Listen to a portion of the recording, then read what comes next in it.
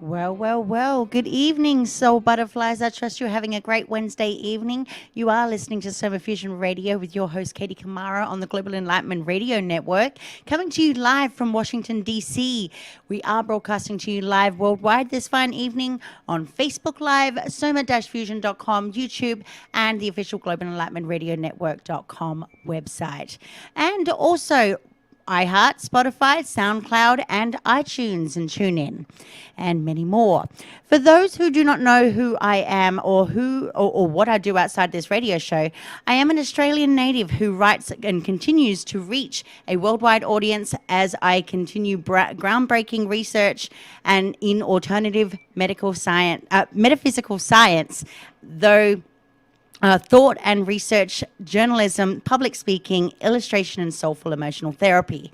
I am an advocate of human rights and justice, access to justice, the development of healthy interpersonal relationships, trauma healing, and sovereign empowerment of men and women to reach the highest human potential to help people see themselves no longer as victims of any situation or hardships they encounter throughout their lives. As a multi-interdisciplinary in applied social sciences, psychology, alternative therapies, a business leader, and a healer with a firm base on the scope of the human mind, body, and soul. Through the art of full expression and expanding my design growth, I have appeared as a speaker, conducted numerous interviews, and has been interviewed by many prominent speakers in the frontiers of consciousness, spirituality, personal growth, the emerging paradigms in psychology, health, various sciences, and innovation philosophies that reflect the commitment to the advancement of the human, social, and global awareness. With the belief that an enlightened audience enables a continuous transformation of the conscious thought and the subconscious mind.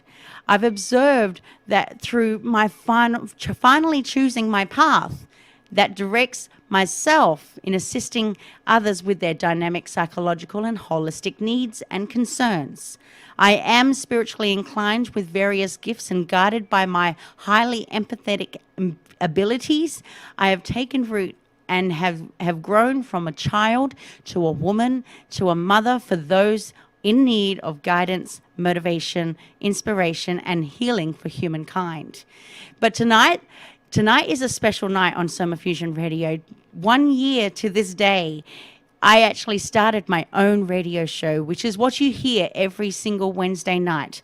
And I hope you have your pens and paper handy, because this is a special show tonight. If you don't, just listen, because you can catch the archive of this show later. But first, before we bring on the guest, the official advertisers of Soma Fusion Radio is thisisyourepicmoment.com. So how would you like to take advantage of $1 trillion a day industry and start leveraging money like the big banks? What if you could become the next Wolf of Wall Street minus the illegal activities? And how would you like to take back the control of your financial situation, destiny, and future? You too can be successful. All you got to do is go to thisisyourepicmoment.com. For once in your life, take a win. Thisisyourepicmoment.com now. We're also supported by Conscious Apparel Co., and you can find those guys at consciousapparelco.com. We have a promo code for you tonight. We are all one word, for 20% off of all of their apparel. We're also supported by ASEA, and I recommend these guys. These guys actually produce the products that are first and only resource outside the body to provide balanced, stabilized redox signaling molecules, which promote health at a cellular level. You can find those guys at 1-800-285-37.myaselive.com. We're also supported by Santosha Co. And I recommend these guys as well. I use their skincare products, and they specialize in natural and organic skincare products, and they handpick their ingredients from their farm in northern Wisconsin. You can find those guys at santoshaco.com. You can go to their website for 10% off of their beautiful natural skincare products right now. Also supported by Fnx Fitness. Fnx Fitness is located in North Salt Lake, Utah, and they're committed to creating innovative supplements of the highest quality that provide focus for a productive morning, energy to thrive all day, performance supplements to reach new goals, unique sleep and recovery formulas to support any sport, and healthy supplements to support an active lifestyle for years to come.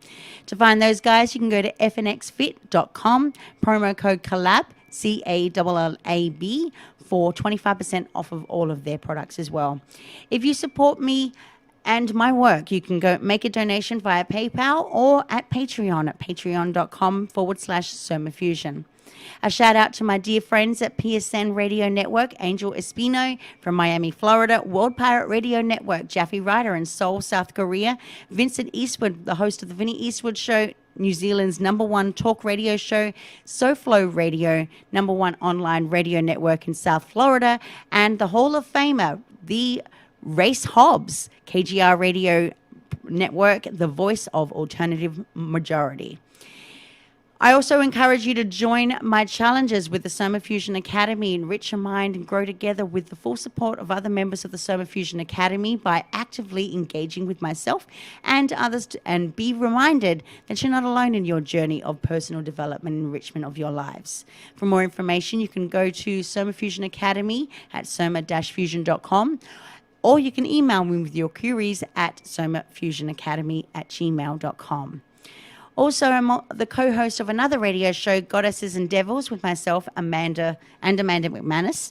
We'll be speaking on various topics that are very taboo in nature, from life to relationships to spirituality, empowerment, the supernatural, and, of course, everything else in between. So don't miss that show. It starts at 7 p.m. Eastern every Saturday night. Stay tuned for all social media platforms and soma-fusion.com and the Global Enlightenment Radio Network for all show times, and keep up with all of my work and any announcements that I have. For guest appearances, if you wish for me to make an appearance on your show, or you wish for me to advertise on your show, or vice versa, and you'd like to syndicate this show, please contact me via email at somafusionmedia@gmail.com. But for new listeners who have never listened to Soma Fusion Radio, it comes as no surprise. I am a radio show host who likes to raise awareness and educate to empower others to reach individual potential, mind, body, and soul. Being in the moment can transform even an ordinary circumstance into a profoundly moving experience while living in the moment. But one thing I do love is to delve into hard topics, especially those that are extremely taboo and critically controversial or extremely academic. To those who are involved in their own beliefs, I explore them with critical, open thinking and express them without judgment and social inclusion of all. Now, one thing I won't do on my show is express to you to jump on my boat of values, beliefs, or ideologies, but share them with you as a process of diverse learning, as a unified, harmonious community. With that said, I encourage each and every one of you listeners out there who are listening to call in and join our conversation. The number will be up on the screen if you are watching the live feed on video. And please be reminded of this. You don't have to believe anything I say on this show, nor do you have to believe the guest. The most important thing for you to do is research and learn for yourself with a curious, open mind. And tonight we will talk about the oneness with our guest, Professor Margaret Roger Van Coops. And with that said, Margaret is a metaphysician, medium, and healer. She's seen as highly accurate and sensitive, and she enjoys the challenge of working with individuals to overcome their issues, and is highly involved in training therapists to become teachers of her work. Next project is development of affordable webinars for those seeking education online, leading to educational conferences and more. Professor of Alternative Medicine and Therapies, in addition to doctorate degrees for integrated medicine, medical and clinical therapy, and behavioral science. Ordained minister of the Universal Christ Church of California since 1983. There you go. honorary membership with Spiritualist Association of Great Britain and founding member of the British Astrological and Psychic Society. Professional memberships in the American Board of Hypnotherapy, International Hypnosis Therapy Federation, American Counseling Association, and Director of Education at the Universal Christchurch School of Spiritualism. She lectures and workshops in the UK, Japan, and the US, and have led to regular invitations to speak and participate in international events. She is an author of the book The Crystal Acupuncture and Teragram Therapy Diagrams, and 13 other metaphysically oriented texts, which I have currently right now sitting in my home, 4 of them, which I'm slowly going through, which we can talk about as well.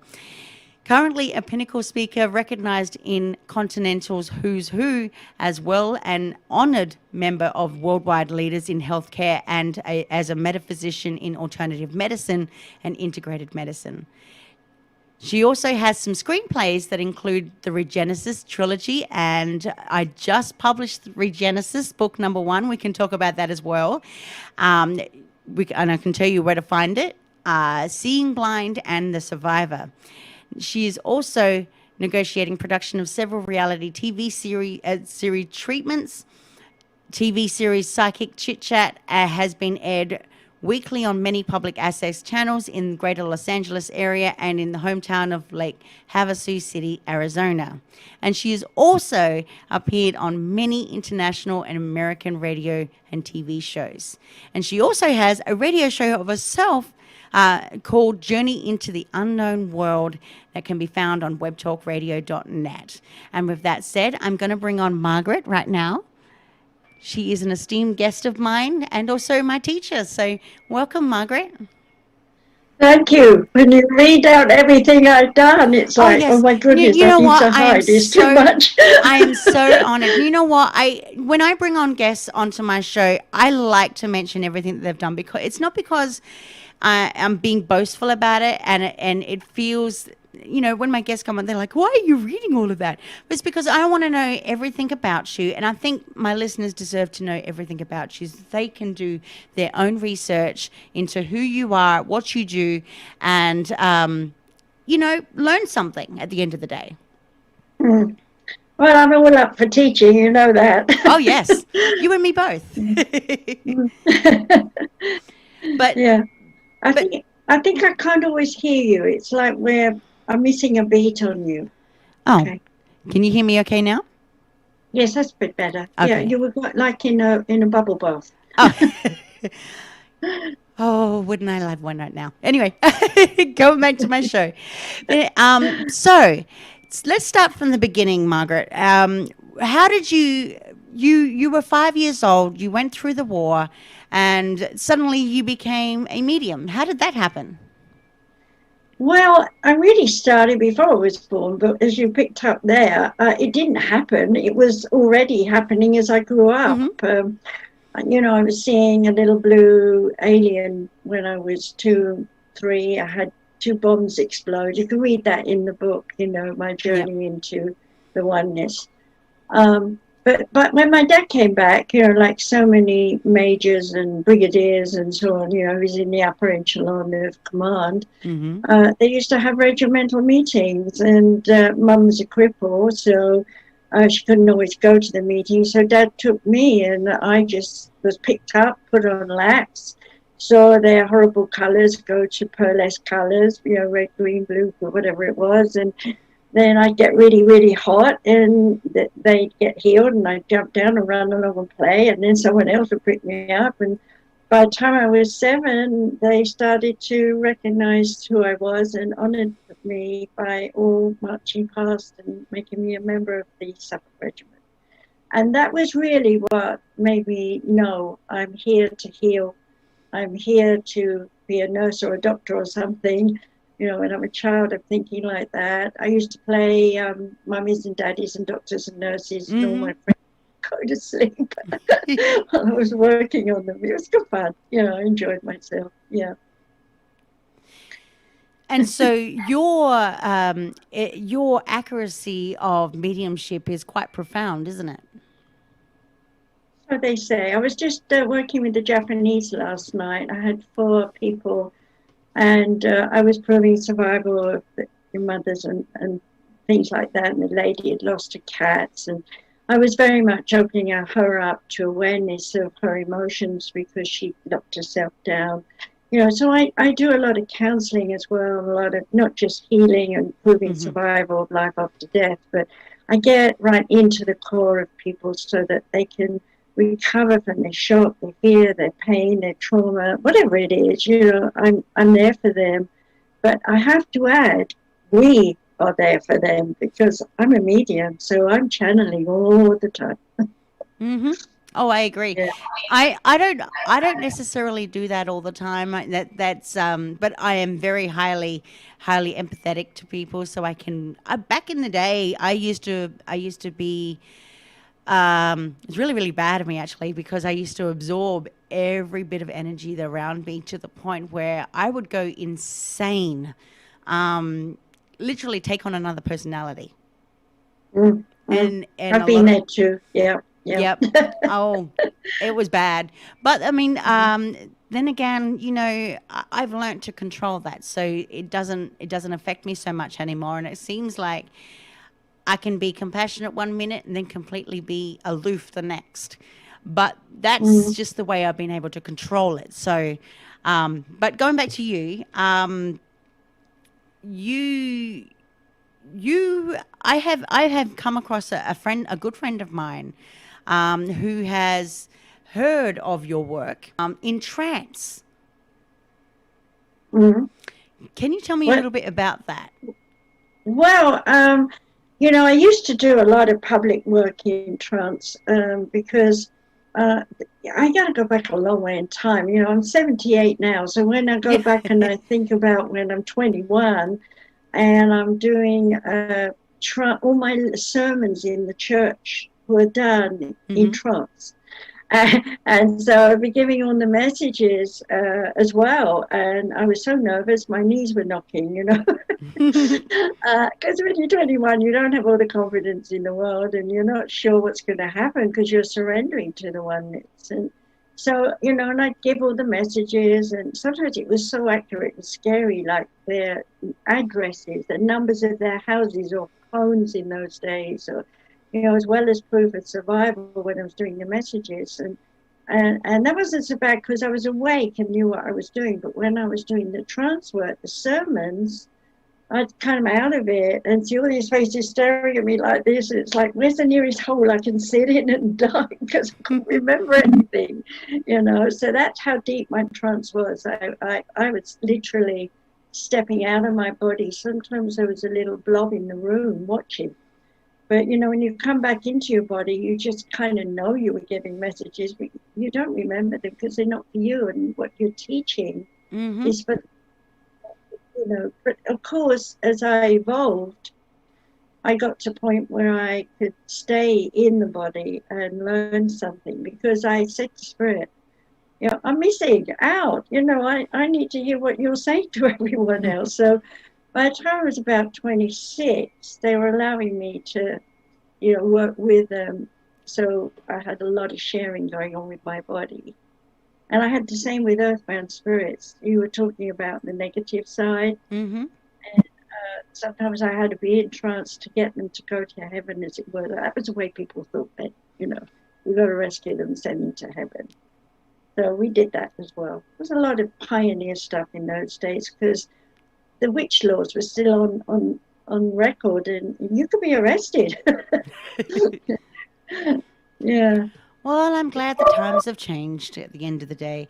And well, see, I brought up trance because it was a good segue into because when I first met you, actually just prior to finding out who you were, after producing another show that you were on, the Return of the Smiths with Linda and Richard Smith. Mm-hmm. I had spoken to a friend, and he was a former guest of mine on my show, and he's like, "I know that woman from somewhere," and he took a good little bit. He's like, he paused for a bit, and he said, Oh, I know her now. She's well known. I used to study her trance work back when I was doing religious studies at UCLA. And I'm like, wow, you go back a long time. So, Yeah, I arrived in America in 1982. The Mind, Body, Spirit British team, we used to do a 9-day event, actually 10-day, but mm-hmm. 9 was intense. And I was teaching, lecturing, doing workshops, doing readings all day. Tarot cards in those days is what people wanted, you know. So they asked me to come over here. And from there, that launched me into meeting my husband. I also was asked to do other expos, so I stayed for 3 months, carried him off to England. And unfortunately, just last year he passed, but he's been an angel behind me over the years, making sure, because I was in America, I didn't know anybody. I came from being famous to being nobody. Mm-hmm. Difficult. Yeah. Yeah. I know you know some of that too, you know, coming over from Australia and being here and hey. Hey, you know, I was actually, me personally, I was found out, well, actually, yeah, I was found by a Hollywood producer before I even moved over to the United States. So that was completely random. Yeah, I just fell out of the sky. Again, I always fall out of the sky. I'm so random. But, but that's part of the reason, you know, I started out with one thing, then pursued it, didn't know where it was going to lead me. Then it led me to the United States, and then I got married, had some kids, and started business, and went from there. And then, of course, I've gone into the, over, what was that, 18 months ago, March, yeah, January to March, I went through a rough period. Ended up having an awakening. And then 2 months later, after that awakening, I started the business, which is now formed into Somafusion Radio. And I've now gone onto this path, and I've searched for meaning and purpose and all of that. And now I'm completely just walking it, and seemingly out of nowhere, I'm channeling things. I'm writing things that I was like, just pops in my head, and then suddenly I'm writing about it. And all of a sudden, it's connecting. It's got this interconnectedness with the community that has just had an outreaching of recognition beyond words that I could ever explain. So I went through this little silent period, you know, and feeling like a stagnant robot to the woman that I am now. And so... Yeah, and you know, really, though, same as I know, that you're never alone, which is a topic I'm going to be doing in Las Vegas, we'll talk about in a while. Mm-hmm. But, you know, you think you're alone and you struggle and you have all this stuff going around in your head. What if I do this? And what if I do that? Maybe this and maybe that. And you get all these plans going, and then boom, out of the blue comes someone that's meant to meet you, and the door opens and hey, presto, it's all happening, you know. And I can say there have been many people who have opened doors to me throughout my life at times when I was at my lowest. And I know you've had that experience too. Oh, yeah. Yeah, there's been plenty of people that I see as a soul connection. I will forever be in their gratitude. But at the end of the day, you know, it's those people that help us on our path. It's those people that allow us to be ourselves and to pretty much mature into whatever we're supposed to be maturing in. Most of us go through a whole lifetime trying to figure out what we're supposed to be or what we're supposed to be doing, especially where love is concerned. And that's a whole topic in it. Well, I know about that too. I've had 3 marriages as well. But, you know, the bottom line is, though, when I look back at those men, you know, and they're all past, without them, I wouldn't have understand the traumas that people go through, the things that we do when we set ourselves up with, oh, Prince Charming's coming along, you know, and he's going to wave the magic flag or whatever and get me to my signpost or whatever that is. And then you find out, hey, they don't have the same dream, or they have the dream, but it's from a different point of view. I used to use a terminology to my students. I literally made them do it. I want you to stand on this table and look around the room and see it as though you've never seen this room before. And they do. They come back and say, oh, my goodness, I never noticed there's cobwebs up here, or there's something, you know. And then I'd say to them, okay, now you've done that, I want you to lie on your back and look around from the floor. And I get them to understand by a simple thing like that how perspective is. And if you think about our whole life and a billion trillion things we've seen, and they're all correlated in our brain box as images, we choose to focus on, you know, let's make it simple as say a flower that happens to be behind me right now. And the next thing you know, I've gone off down the road in my mind thinking of every flower I've ever met and what's the purpose of it and so on. And I haven't even noticed the vase that they're in. You know? Exactly. And so we choose to be selective. And I see a lot of people being very negative selective. And I love the joy of being able to help them turn them around to see another point of view. Yeah. Yeah. I do that a lot. Yeah, you're just my method in the most politest way is it's like I'm gonna grab a baseball bat and just go whack against your head, and hopefully I can talk some sense into you. But outside of that, you know, some people just can't. They can't fathom to see another perspective because they're so stuck in their ways, and we go backwards. We really do. We go backwards. Well, when you say backwards, what I see it as is more like spinning around in circles, because I'm looking at their auras, you know, and the aura is made up of 5 parts, actually, and a lot of psychics don't even know that. And they'll say, for example, oh, I see your aura and it's all blue and pink and yellow. But what they don't realize is that blue, pink, and yellow is made up of a multitude of different layers. So it's like a paint pot, you know, you look like a paint pot if you see the whole aura. But if you go into the details of the aura, you can see these mini explosions and you can see these different colors breaking out. And of course, I was learning all that as a child without knowing it by watching it when I was sitting on those guys healing them, you know. And of course, now if I'm working on someone with any kind of method that I use, because, you know, the bottom line is I've been trained by the oneness in every kind of therapy that you can think of that I've watched people manifest and give names to. You know, so I'm able to, I'm a pioneer in these things. There wasn't anyone to give me a certificate. Exactly. Yeah, so I wrote books instead. Yeah. Now, I lost my train of thought for a second then. So Well, for those, probably so because you, I've overwhelmed you with you no, no, no, remembering no, all no, the no. many things that No, you I had learned, something because in my I know head. you've got a lot behind you. No, that's okay. Um, the oneness. Tell me about the oneness. For those who are dumbfounded, because I know that you are all about the oneness, and for those who are dumbfounded about who the oneness is, explain to the listeners out there what the oneness is all about, what it is, and so on and so forth. Well, the first thing I have to tell everybody in terms of the word oneness was that I heard the voice of God. I have to give you the background of how my sister was born. I was 4.5. It's in my book, My Journey into the Oneness, so you can read about it. So I'm not going into the details, but the voice of God was sound around, literally, which we didn't even have in those days. So we have as an old radio.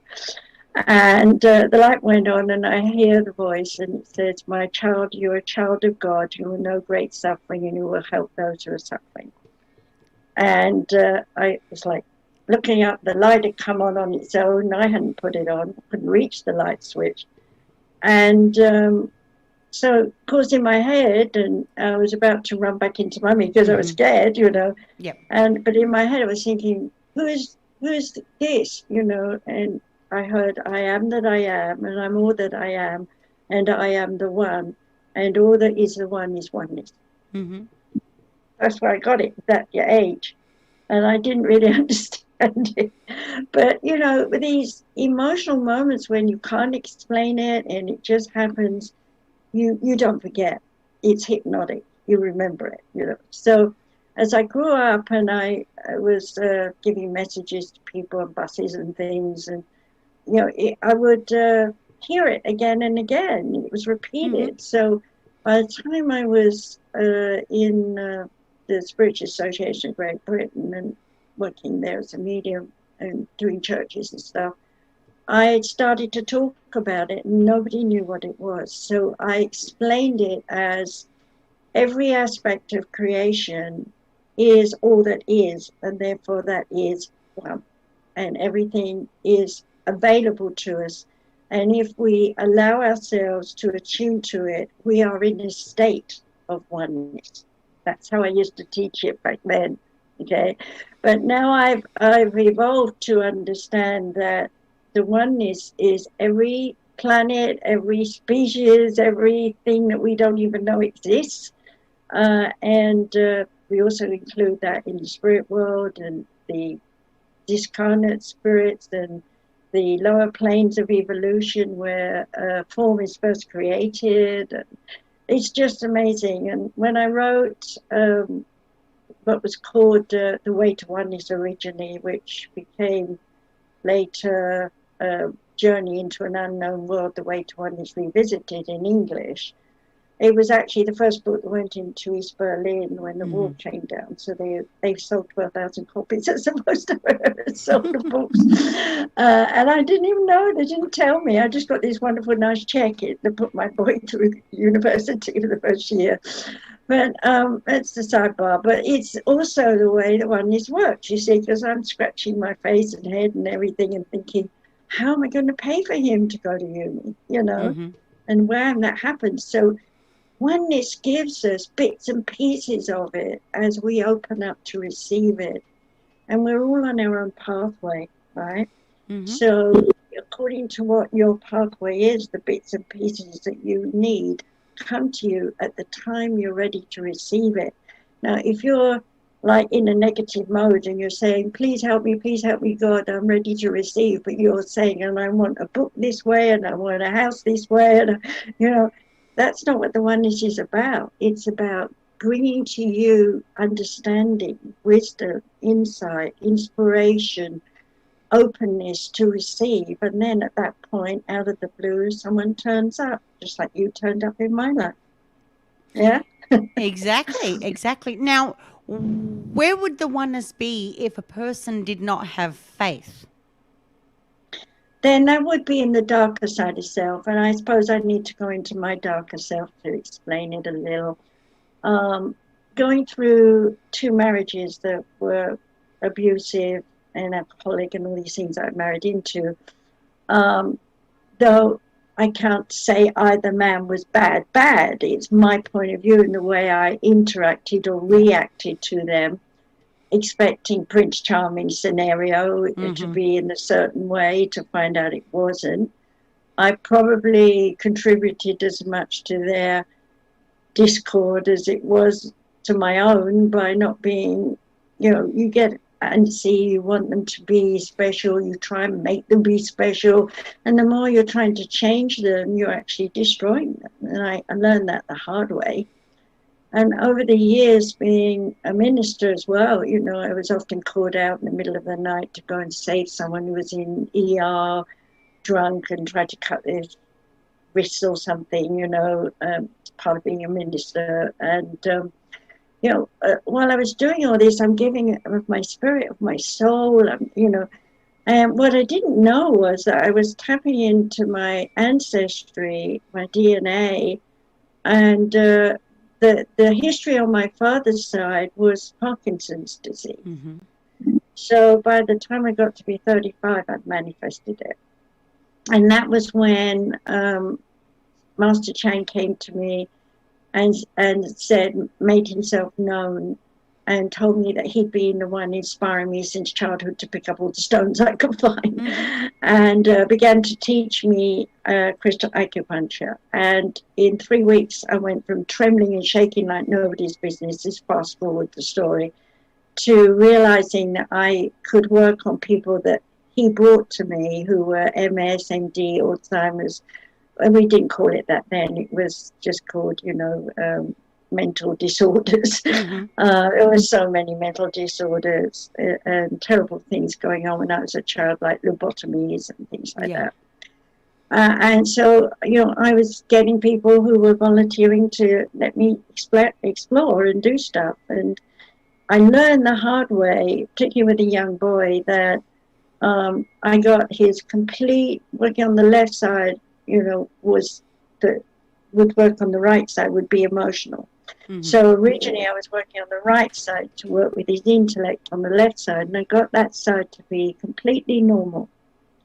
And I said to him, okay, next time you come, we're going to do the opposite. And that was when he started to be ill and didn't want to come and made mistakes and so on. And I watched him go right back to having the other side deteriorate as well. But it was a major lesson for me. When nobody knew about the brain, I was learning from spirit guides how the brain worked. And so all the stuff you see about neurons today and what professors talk, I go and I watch them all because I want to see if there's any more that I didn't know. And I have to admit that when we got into the DNA and the RNA, I already knew stuff, but I didn't know the terminology. Not the way they talk today, because I always made up my own terminology to describe stuff. So I'm actually studying professors' courses now to learn, the terminology. But I'm not hearing anything that I hadn't seen 30, 40 years ago. And that's how the oneness is, coming back to that question. It's all there. It's just a question of how we receive it. And I received it through nursing, background biology, and touch and feel, my psychic senses. So my point of view of describing it was always very physical, with connotations of psychology and psychiatry. Whereas today, scientists are in a lab looking at tiny little bits of microscopic flesh, some kind, saying, oh, here's the DNA, and we know how we can rip it apart and we put it together, And I'm sitting there going, oh, so that's what's happening. So I'm learning. I love to learn.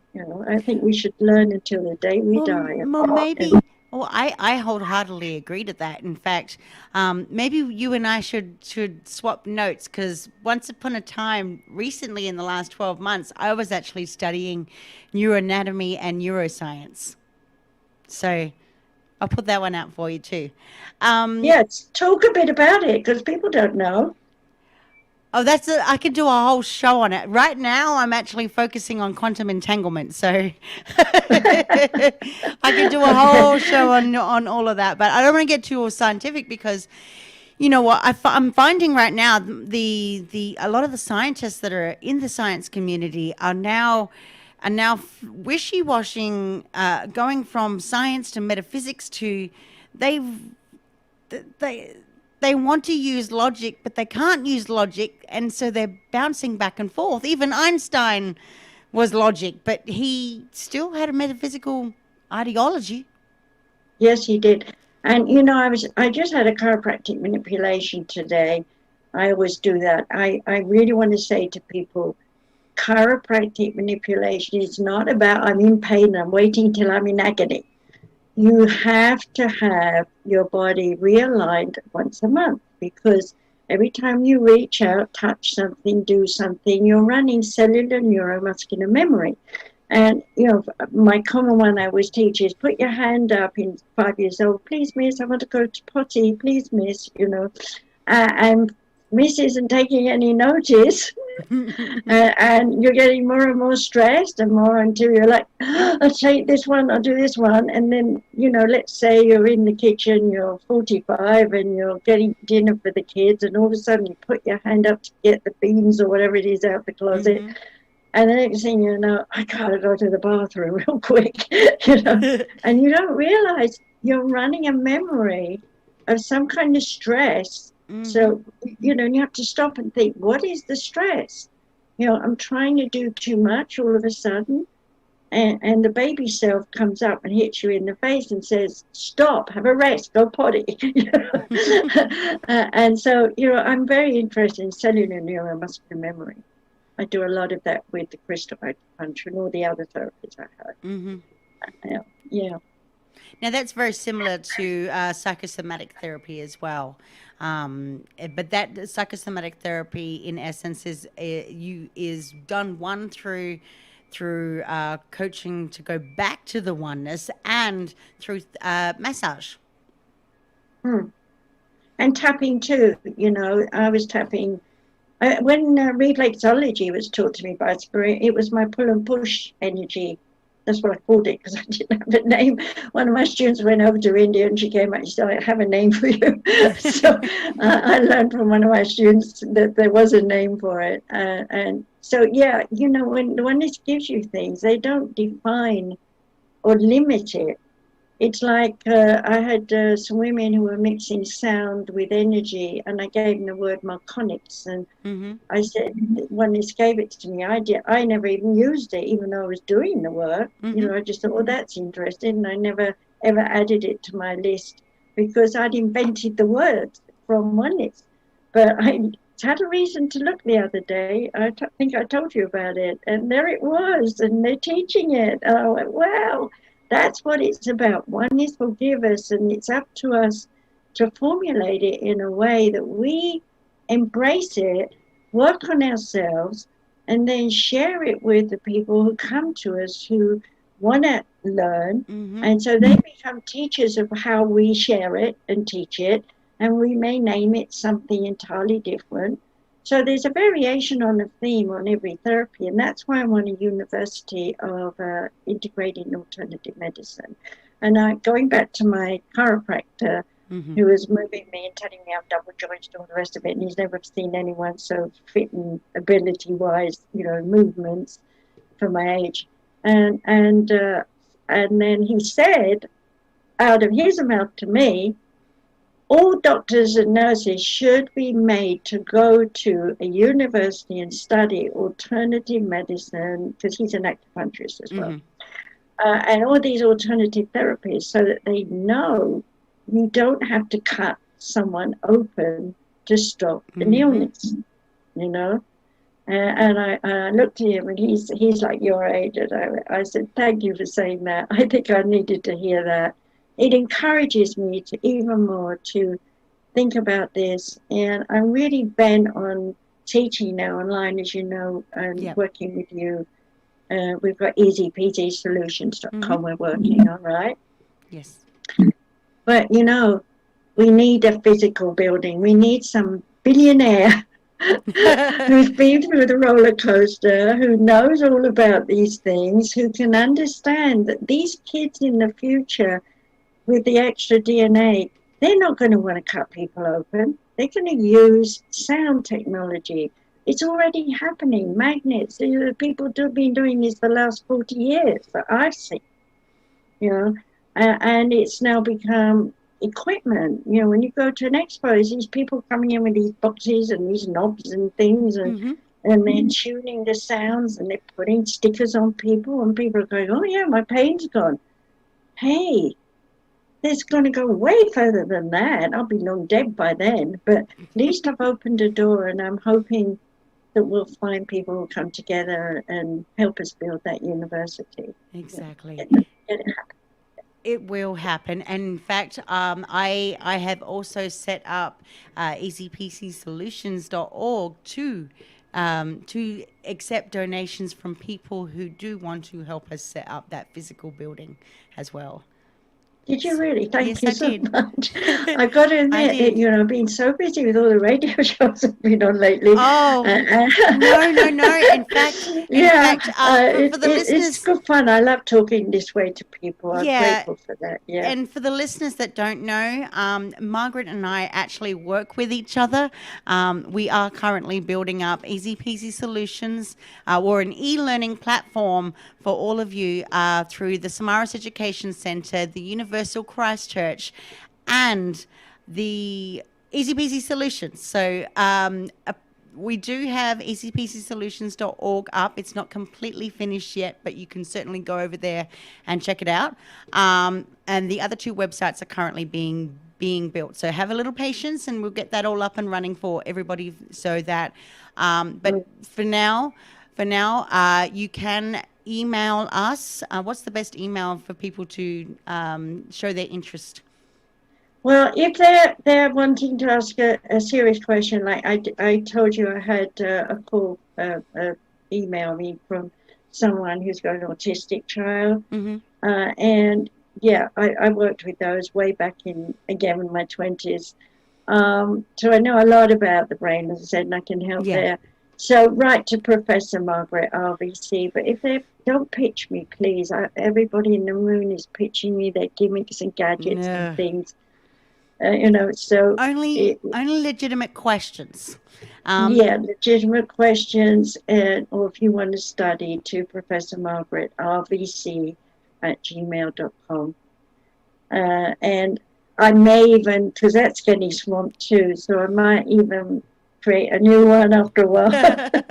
well, even then, we're going to be creating a whole heap of stuff that is coming up. So, I do suggest for listeners out there who are listening to the show right now to keep attuned to what's going on. And if you need to ask me any questions, you can. I'm more than happy to assist with people who want to know, because at the end of the day, I'm looking forward to becoming a lecturer under Samaras Education Center School of Spiritualism. So I'm so proud to be working with you, Margaret. Well, thank you so much. I appreciate that. But we're all trained in our own way by the oneness even before we come here. I mean, what does a baby know at 2 years old when a bomb goes off? There I am, Mum's leaning over me, and I wrote in the book I was 3, but when I started doing the math, I realized I wasn't, because I was born in 42, and the bomb dropped in May, before May. The war ended in May 45, so I hadn't even got to be 3 yet.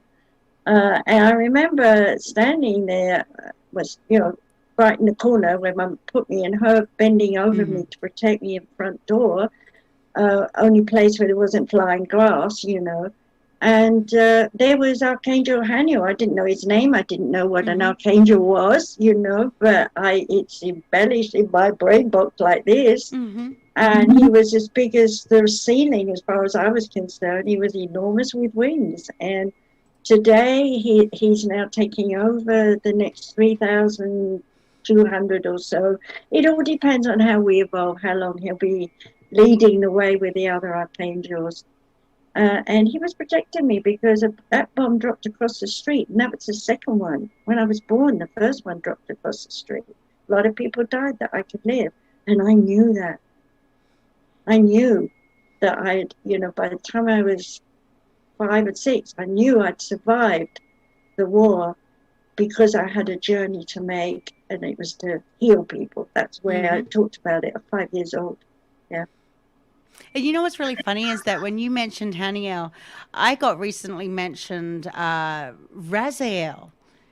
And I'm like, I don't know, I don't associate myself with angels, but you're telling me all about angels, and I'm like, okay, so let me have my sleuthing mind over here, and I'll go look up who Raziel is, and then I'm looking it up, and it's like he's like the keeper of secrets and mysticism, and I'm like going, okay, I'm studying this. There's a lot of people that have been channeling angels, because of course there is not just the 7 that I work with, who are the major ones that everybody knows, because they're born out of Christian faith, and the Catholic Church. But if you go into Hindu, or you go in, to Buddhism or Muslim, you're going to find they had names as well. Yeah. But you have to understand the angels, as we know them, the creator of all that is, created, as you read in The Way to Oneness book, Journey into an Unknown World, there were many of them, and that were created, and in their own way were how can I say, for us, it was division, dividing self, because that was the way of the evolution of their sense of existence. So here we are still, even now, encoded by that we separate, whether we have, a dark or a light side of ourselves, or whether we have a positive or negative emotion, or we're brilliant on one thing and stupid on another thing. And we've always got these two sides to ourselves. And we need that. That's friction. And friction is energy, and energy gives us life.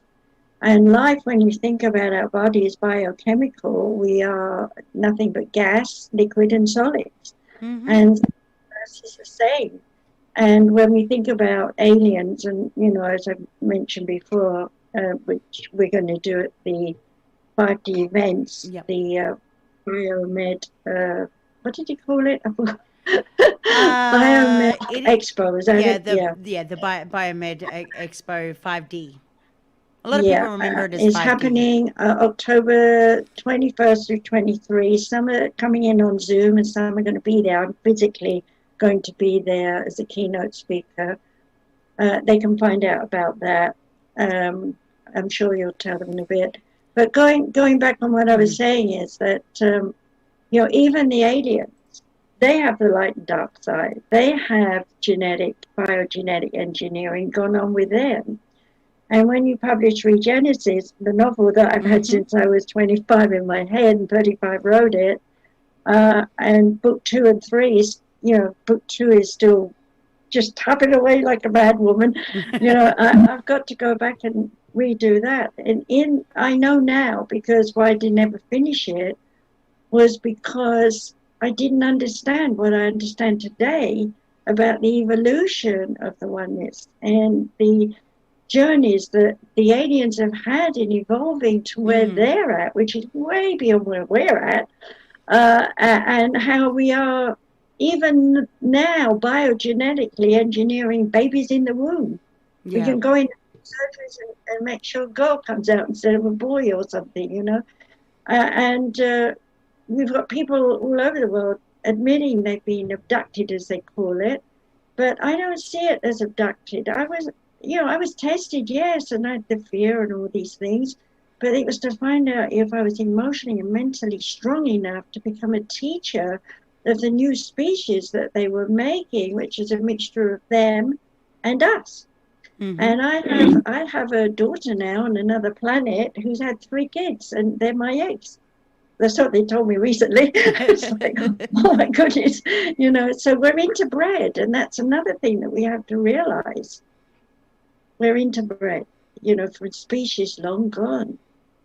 So when we say we're humans, that's just who we are right now, but we've been other things. Which is a perfect segue into we aren't who we think we are.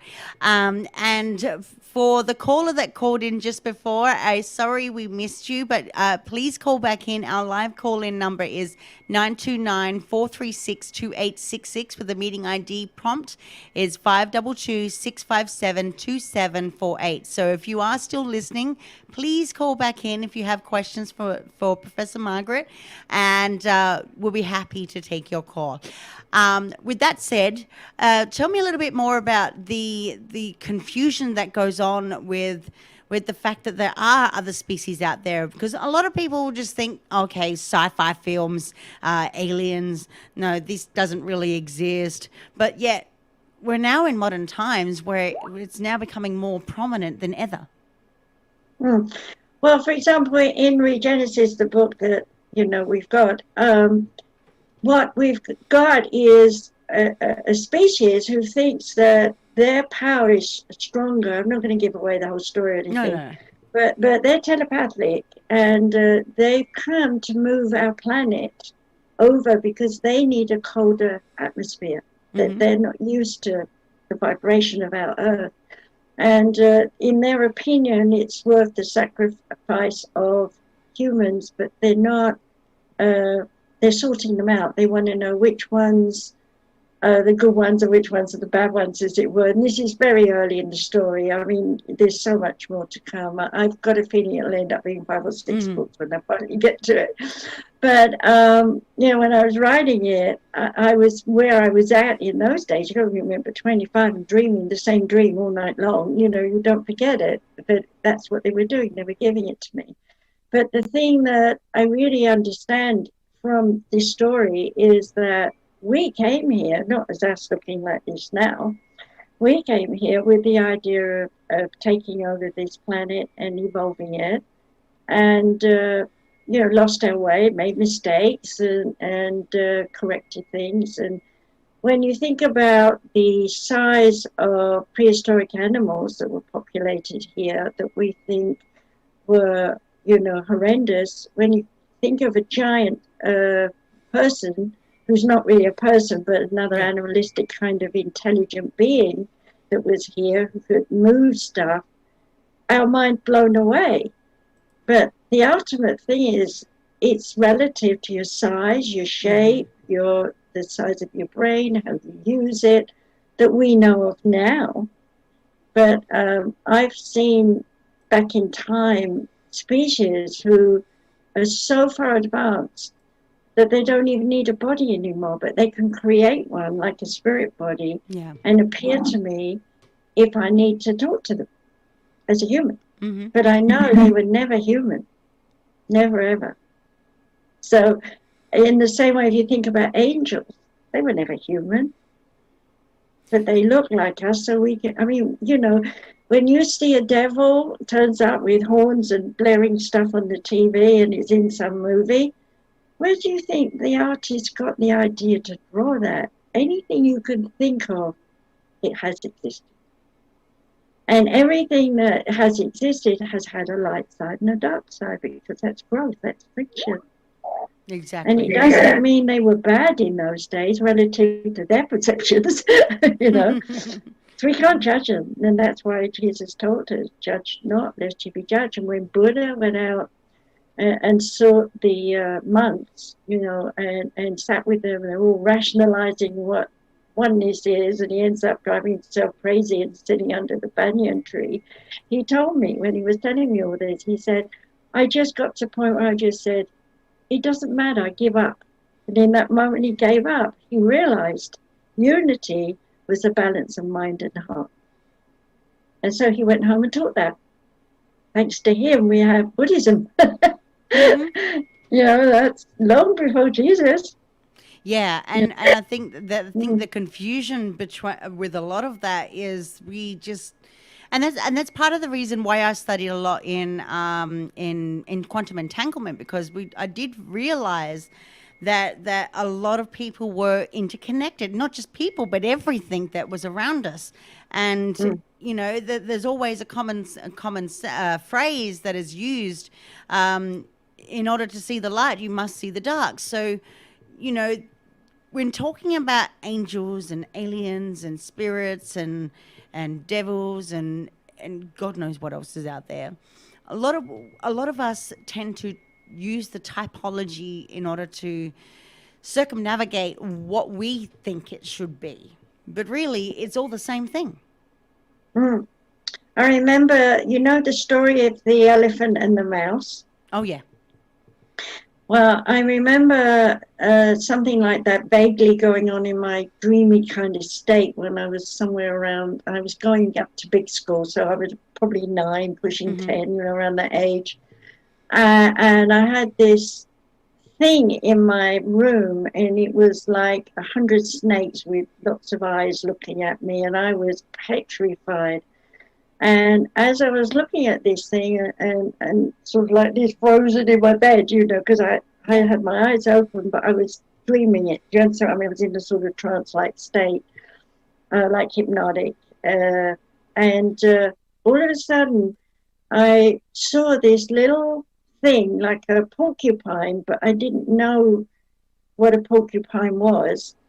I'd only seen hedgehogs, but it had these spires on it. To me, it was a hedgehog with spires on it, and it just wandered in where this thing with all these eyes and heads and things. And it just wandered right into it, and it just spread its little spines out like this, and this thing just disappeared. And I didn't know why, but I felt like it was my friend, it was my familiar or something, because I'd heard about witches have cats. So I thought it must be a friend of mine. Well, I never saw it again. Mm-hmm. Years went by. I never saw the thing with all the heads or anything. And years went by, and I was sort of musing with some student or something, talking, and because I always tell stories when I'm teaching. Yeah. And there it was. They reminded me of that because I'd forgotten about it. And here I was using it as the mind has 1,000 eyes. Mm-hmm. And with every eye, we see so much that we don't realize we're seeing. And the porcupine became my brain that came in and closed down so many of the eyes so that I could just focus on what I was doing, one thing at a time. And it was like, oh my goodness, they were trying to teach me that all those years ago by giving me a fear mode to remember it so that I could teach this later in my life, that you don't have to believe everything you see, and you don't have to analyze everything you see. You can just let it go and just say, okay, I'm just going to look at this thing today. Okay. You know what? Single-minded. Somebody had a conversation with me a couple of weeks ago, and I said, you know what? It is what it is. And they turned around and said to me, no, it's not. I'm like, yeah. It is what it is. It is what it is because I'm accepting something for what it is, not what it could be or anything like that. I'm accepting it. It's the acknowledgement that comes with it.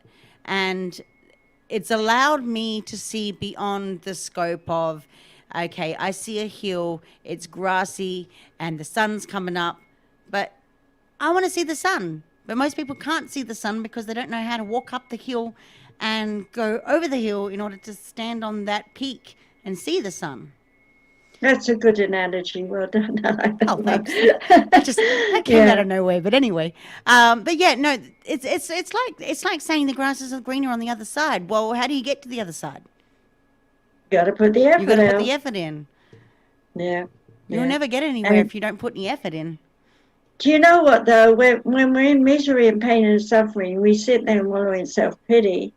But the ultimate thing is you get to such a point of self-destruction that the spirit inside you either gives up and you leave, bye-bye, no more body, or because you got sick and ill, or you suddenly have this moment where there's a revelation and you just realize, I've got to move on, I've got to change. And I'm very happy that these young kids that are being born now, who are now, like, they're born late 90s, they're mums, and they didn't have all the training. They had people like me for mums, and most of the people didn't have the knowledge I had. So they were sort of guessing, I got the tarot card, and I actually, I have to tell this story. I've told it many times. Go ahead. I was in a psychic in Reno. I was in a psychic fair, and I had a table, and I was having a break, and someone was doing some reflexology on my feet. And we're all very close because there are many psychics there. So I'm laying there back like this, enjoying the reflexology, and there's a young man doing a reading. This is what I hear. He pulls out a card and he says, "Oh, you have the sun." And this voice says, "Yes," very timidly. And he said, "Well, the sun means you're strong." And she says, "No, I'm not." And then he says, "Well, it means then that you need to find your strength, but someone who is strong is going to help you." And she's going, "Well, I don't know anyone." And it went on like that. And finally I thought, who's doing this reading? He doesn't know how to read the symbol of the sun or all the other things on the card. And remember in those days, that there wasn't 101 tarot cards you could buy. There was sort of the weight pack and, that kind of thing. So I opened my eye and I look, and this is a young guy, probably about 25. And I realized, I sat there, and then he pulled out another card, and it was the lovers. And he says, "Well, there's someone that's going to come in your life, and It's going to make you very happy, like a male friend. And at that point, I hear, what? And I look over and to see who he's reading. She must have been older than me. She looked like she was about 90. And if I'd have been reading that, I would have said to her, just with the sun alone, I would have said, you have lost your inner strength. You've lost your shine. You need to understand that there's more inside you. So let's do some healing work here. Hold my hands. Let's think of the sun and let's bring the light into you. And that card was the young man, was him. He couldn't understand that he was supposed to help her, And I didn't say anything, but she was aware of me because I probably made a little, sound. I shouldn't have, but I probably did. And she came over with her daughter to me later. My husband was taking all photos of auras in those days. And she came over and she said, my mother wants me to have, this is the daughter, my mother wants me to have a reading with you because she was sitting next to you. And when you got up, she felt not ill anymore. She felt healthy. And so this old lady got here, because I'm lying there being done, So she got some of my aura. So the point of the story is, back then that's how it was. Today, these mums are like one step further, but their children are coming in and teaching the mums. Because they just know, and they're like me when I was 5 years old. And I'm so happy to see that. But I'm very worried that they don't get their following education. Because they're going to go into school, they're going to be told 2 and 2 makes 4. You're not allowed to see 44. You're not allowed, in other words, to see another point of view. And I'm worried that we will dampen their abilities. So I would actually like to see if we can somehow have a school kindergarten area with mums coming in and learning how to teach the children that what they see is real and what they feel is real to them, and interpret it for them so that they grow up feeling it's okay to see these things and touch these things and feel these things, so that they mature into adults that will find a better pathway for the human race. We got to catch them young. Exactly. I went through hell when I was a baby. I tell you, it was not an easy journey. Exactly, and I know with my children, they're both gifted in their own way. One of them's more prominent than the other. However, each to their own, and that is one of the biggest reasons why I withdrew them from school. Only because I had the capacity to teach them. And then obviously I became busy and then they had to go back to school. But what do we do in this day and age when COVID is around and they are required to go back to school, back in the way, it's almost like they're boxed in from creativity. They're boxed in from their own childhood innocence and feeling things. Because a lot of people who are boxed in, not everybody, but there's a lot of people that are boxed in. They feel isolated and they bring on other emotions that can't be processed by the, let's say, a normal person, whatever that is. Well, I wrote the book, what's it called? Discover Your Baby Spirit. Yes, I have to remember which ones are written. In there, I'm talking about the hero. Then there's the star. The hero is like, I'm going to save the day in a nutshell. They're responsible. But they're also controllers. So sometimes they're over-controlling. The star child is, the stars are up there. I don't think I belong here on this planet. I'm different from everyone else. And they have intuitive insights and inspirations. Then we have the indigo. And I've got to be honest, back in the days when they were talking about that, I thought I must be an indigo because I'm psychic, because those are the kids that were psychic. And then we got the crystal children, and the crystal children were basically little terrors because they didn't want to do anything that anybody else wanted them to do, because they were the brave. They were the ones who were saying, no, what was is past. I want to do things differently.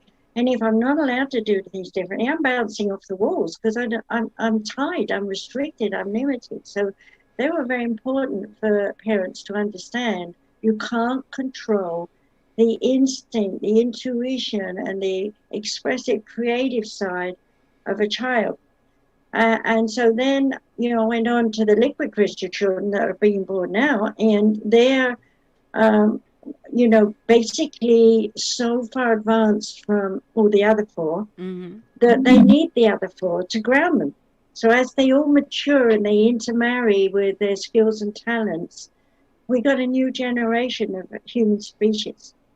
And, part of all that growth, if you look back and think about it, is I was born in a time of culture where class was class and you didn't step outside of your class.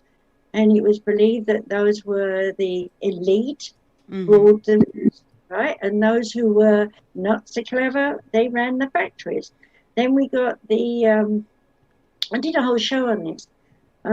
On Journey into an Unknown World. I think it was a 1 hour or 2 hour show. Then we got the rules and regulations and laws coming out, which was great. And I was so happy to see that, where we stopped being about class and so on and started integrating, our skills and talents and appreciating one another for who we are. And then we started to get the intermarriage, which I was so happy about. And of course, we've crossed our genes with one another. For example, you and I were talking. We both discovered we go back to, France, Europe, and Germany, and me Scottish as well. So Japanese. I've got Japanese blood in me. So we've had a little bit of it going on throughout the eons of time. They've intermarried, but now, I hope that in another 100 years we'll all be brown.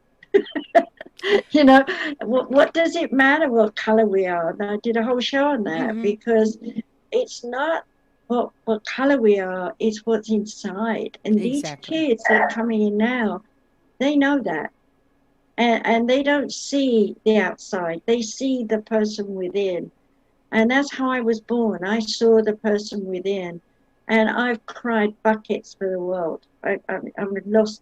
Every night I was crying in my pillow. And then I was crying for myself as well because of my upbringing, and my parents were always yelling, screaming, or whatever. But the bottom line is we've had so much suffering. And when you think we've been through 2 world wars where they said never again, and then we find Serbia and Yugoslavia and all that, doing it again. And now we find people bombing us, doing it again. What is it in mankind that is so destructive? Why do we want to harm? Why don't we want to grow? Well, now these kids with the extra DNA, they don't care about where we've been and what we've done. They want to clean up the ocean. They want to make sure everybody has food in their belly. And I've actually been picking up in spirit that we'll have a universal government across the world where everyone is united and everybody gets the same. Now, I did think I mentioned to you, $1 will be the same as a rupee, the same as a pound. There's no, 10 rupees to $1 or something anymore. Yeah. It's all just one money. It's quite something, isn't it? Yeah. Equal values for everyone. There's going to come a day when the world is going to become universal, but only if the quote unquote patriarchal system is removed or changed in such a way that it doesn't become quote unquote a new world order, and that we could all actually be unified harmoniously. And I use those words a lot because I think there's a lot of people out there, and of course COVID is it being that it's happening right now, is teaching a lot of people, bringing back that kindness and compassion that we all had. But the problem is that we're so isolated because we're afraid of stepping out of our homes from catching COVID. So we're going back into that negative mindset again, and so we're going back to this whole dance of being negative and positive at the same time, and learning about who we are and who our family is, only to find out that we don't really like them, and that's why we work. Well, too, that as I said earlier, with sound, is friction, vibration, resonation, reverberation, echoes, depending on what we can hear or can't hear. But the bottom line, in my opinion, is we always need leaders. Yeah. I mean, I don't call myself a leader, okay? And as I said to you, I call myself a master of myself. Mm-hmm. But as a master of myself, I've got something to share. And students who come to me see me as a leader. Now, we don't want to take away leaders, but we don't want to be in the ego about it, because we always need teachers. We're always going to need people. I mean, for example, if I went to work in a factory, I'd need someone to teach me how to work the equipment. They're teachers. Yeah. When I worked on a farm when I was a young woman, I needed the farmer to teach me how to cut the crops and how to pack them, and or put the seeds in the ground, and I think everyone should have those chances. And there was a time in the 70s where in England we had groups where we would go to a place and we would sleep on mats, and we would all be in a communal kind of situation, and we would all take it in turns to cook the foods that were usually naturally grown by us out in the fields. And that was a common idea back then, that there would come a time when we would be like that. And the thing was, everybody was in it, was thinking it's going to be like 20 years. But I knew it's way ahead. It's just a seed of thought. But that's how we have to be. Everyone has to do something to understand farming, something to understand medicine, something to understand writing. Whatever it is, you've got to be exposed to a bit of everything. But there's always going to be one thing we like to do best, that we enjoy doing the best. And that brings us into mastery of that. And as a master in that, there's going to be other people come after us that say, teach me. And it's got to be a joy of sharing, not, oh, where's my paycheck? Yeah, that's exactly right. You know what I mean? So I think, when they talk about Bitcoin, I think there'll come a time when, money won't really be there, but it'll be that we all work convivially, nice word, I can get my mouth around it, together to unify this world. And we don't have to fly in boats and airplanes or boats and trains or whatever to go to another country now, because we can sit here like we are right now. You're 7 hours away from me on a plane, 4 days walking. No, seriously. I mean, I can't imagine walking that far. But, in my life that I had in the past, going from the Middle East all the way over to Rome on not buses, boats and donkeys or whatever is available, taking like 4 months to get there. It's where your heart is. If you want to go there, you're going to travel according to the times and the ways and means. Exactly. And I mean, you couldn't be too farther from the truth, because it's like, okay, well, if I wanted to go back home to Australia, then I might as well start swimming. But it's an awful long journey, but I sure as hell wouldn't try it. But, you do what you have to do. With that said, you have previously stated that spiritually you're encoded with a soul structure coding that entwines with your DNA and later with your RNA as you create it, the way you respond to stimuli. Tell us a little bit about that and the experiment that you did. Well, in terms of when it was given to me, I have to thank my father in many ways, because in the beginning of my roots and my ancestry, my father was a snob. That's how you were taught. We're upper class, we're royalty. My mother's side, her grandfather used to go to the court and play chess with Edward V, and I've got pictures of all that, photos of them together with Edward VI as well as a young man. Things like that. I've got crests. I've got 2 family crests. I could put on all my paper and, show off. What for? But, in the sense of him going on about our ancestry, and my grandfather, his father, who took me to the different areas where I saw the family crests on castles that were ruined and things like that, it made me think, well, who are my great-great-grandparents, or who are my, and I found out that we had smugglers and we had, all sorts of other things as well. They weren't all perfect, And I started to think about the DNA when I got the Parkinson's disease, because Master Chang was, up until then, that was just my ancestry, as everybody else thought.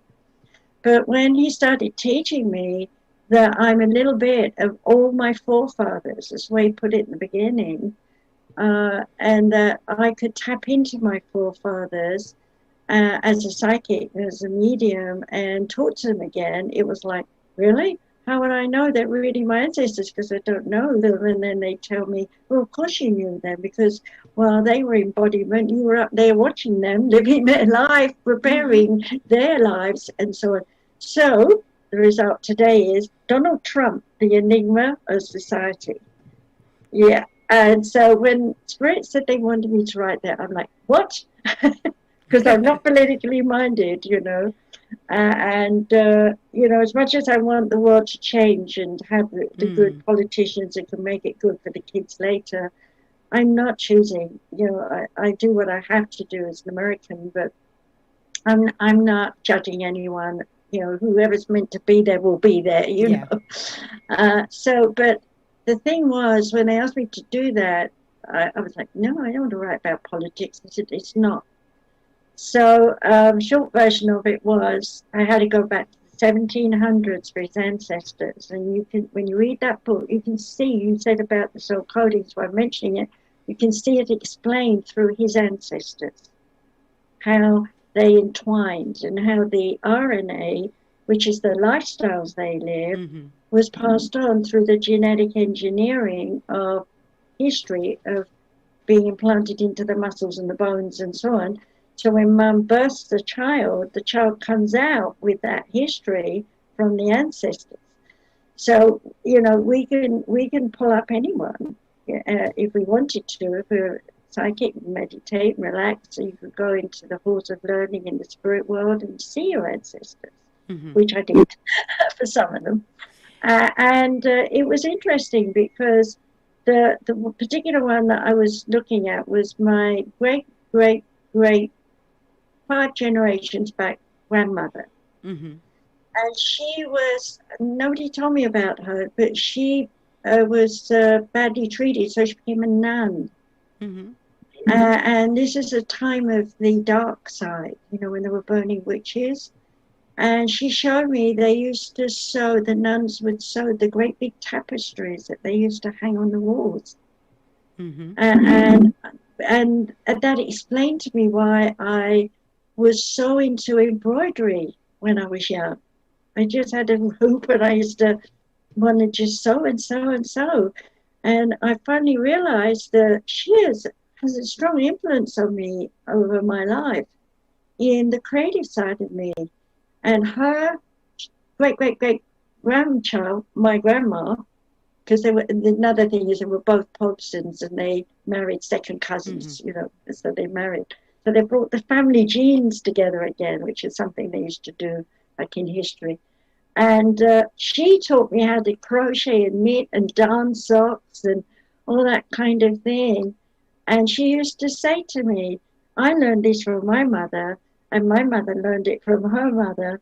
And so here I was getting the proof of it, you see. And when I was looking at children, when I got more into the books and writing, I see that sometimes, a child was skipped 2 or 3 generations. And so here's an example of a family who were, I don't remember the names of the children, but family were bringing their child to sing on stage, who's now famous today, in one of those shows, like America's Got Talent or something.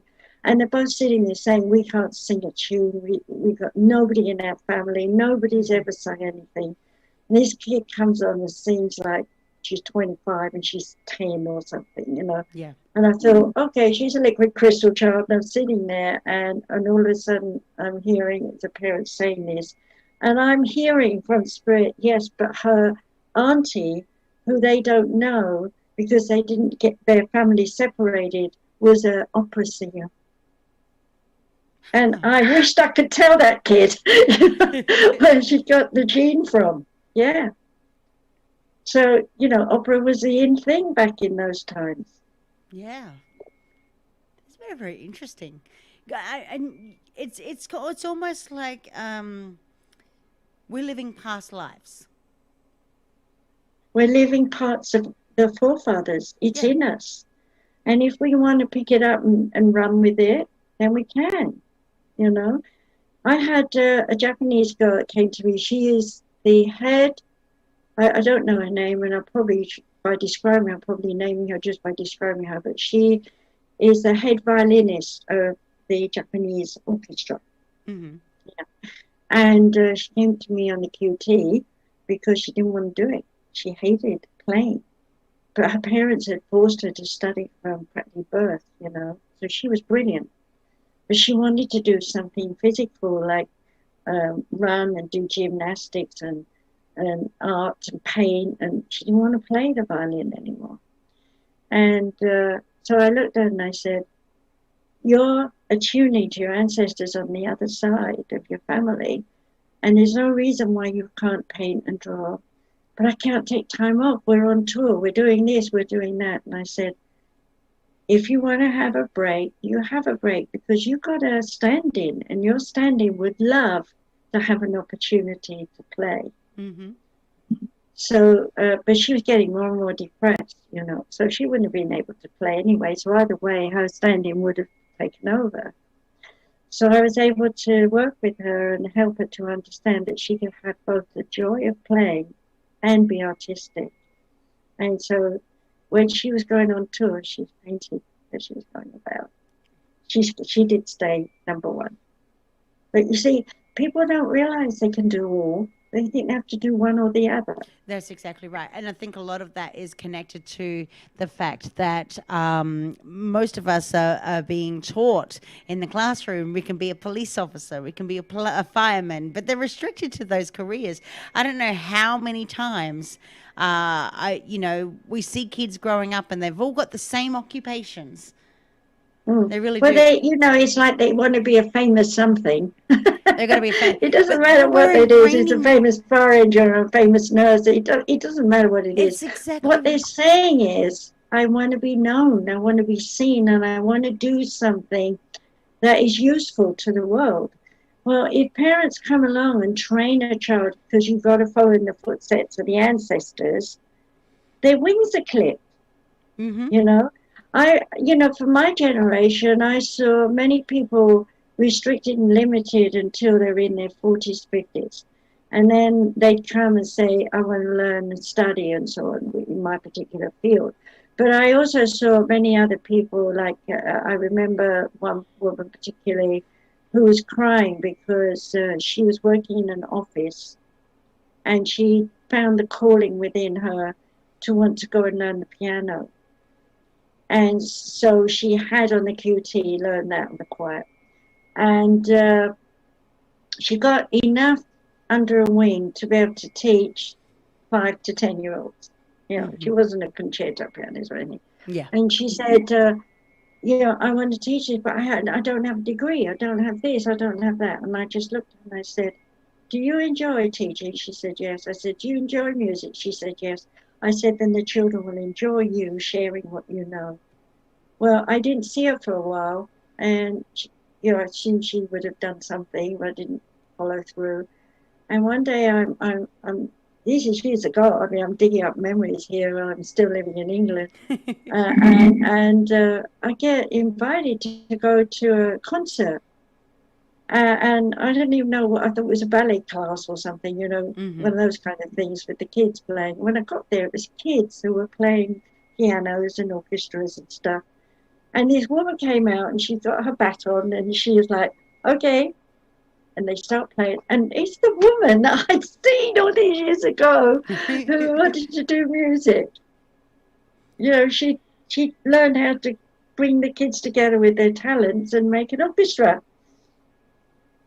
That's success.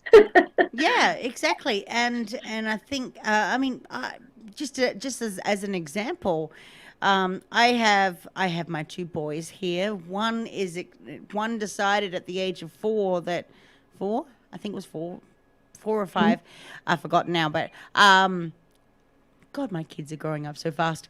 But no, he suddenly all of a sudden wanted to go to the National Air and Space Museum. He's like, Mummy, I've got to go to look into space and rockets and Mars. And of course he was listening to a radio show so he had a natural curiosity for these things as well, that discoveries of ufology and paranormal and all that kind of stuff. But he's very, very attuned. And by the time he came out of it, he was asking, and while we were there, he was asking me, how do I say all of these things? Like Mars rover. Like, really, that's a 4 or 5 year old does not say those words unless they're curious to know about what they are and things like that. And still to this very day, I keep asking myself, like, what's your favorite subjects in school? Maths and science. And I'm like, okay, but I didn't enforce it on him. He just came out and said it. And on his first day of school, his teacher asked him, you need to draw a picture of what, what you like. And he drew a picture of a, kind of like a stick figure, but a person in front of a table with, he actually drew these beacons as if, to set up a science lab. Don't know where he saw it or anything like that. And then I have my second child who has he's got a speech delay. And so he can't express all of his words, but he's getting better. And he can't do the logical questions. You've got the opposite side. He's not really great at math or science, but what he is great at is art. And he is illustrating pictures that a normal, he just had his birthday, but a normal 5-year-old does not draw. And he interprets everything. So when it comes to, the way that he learns to express is to sing. And so I'm seeing two different children, very, very different children that have not been influenced by their parents whatsoever, and yet they've gotten all of these gifts. So what you were saying is kind of resonating. It's hit generations, and you don't even know it because you can't prove it, yay or nay. Exactly. But it's there, it's in them, and that's good that you're seeing that. And all you can do is say, well done, and they'll do some more, and they'll surprise you some more. All you can do is encourage them. So, yeah. Yeah. I did want to say, because all the books that I write from Spirit, Sure. we write, that the creative aspect in Discover Your Baby Spirit actually explains from prior to even being pregnant how it happens that the spirit is already waiting to come in because they know it's their turn to turn up, to what's going on with the mother and the child in the womb, to how to birth the child in terms of their energy and the type of child they are. So the mother knows, even while she's carrying, if she's got a hero star, indigo, liquid crystal, or crystal child.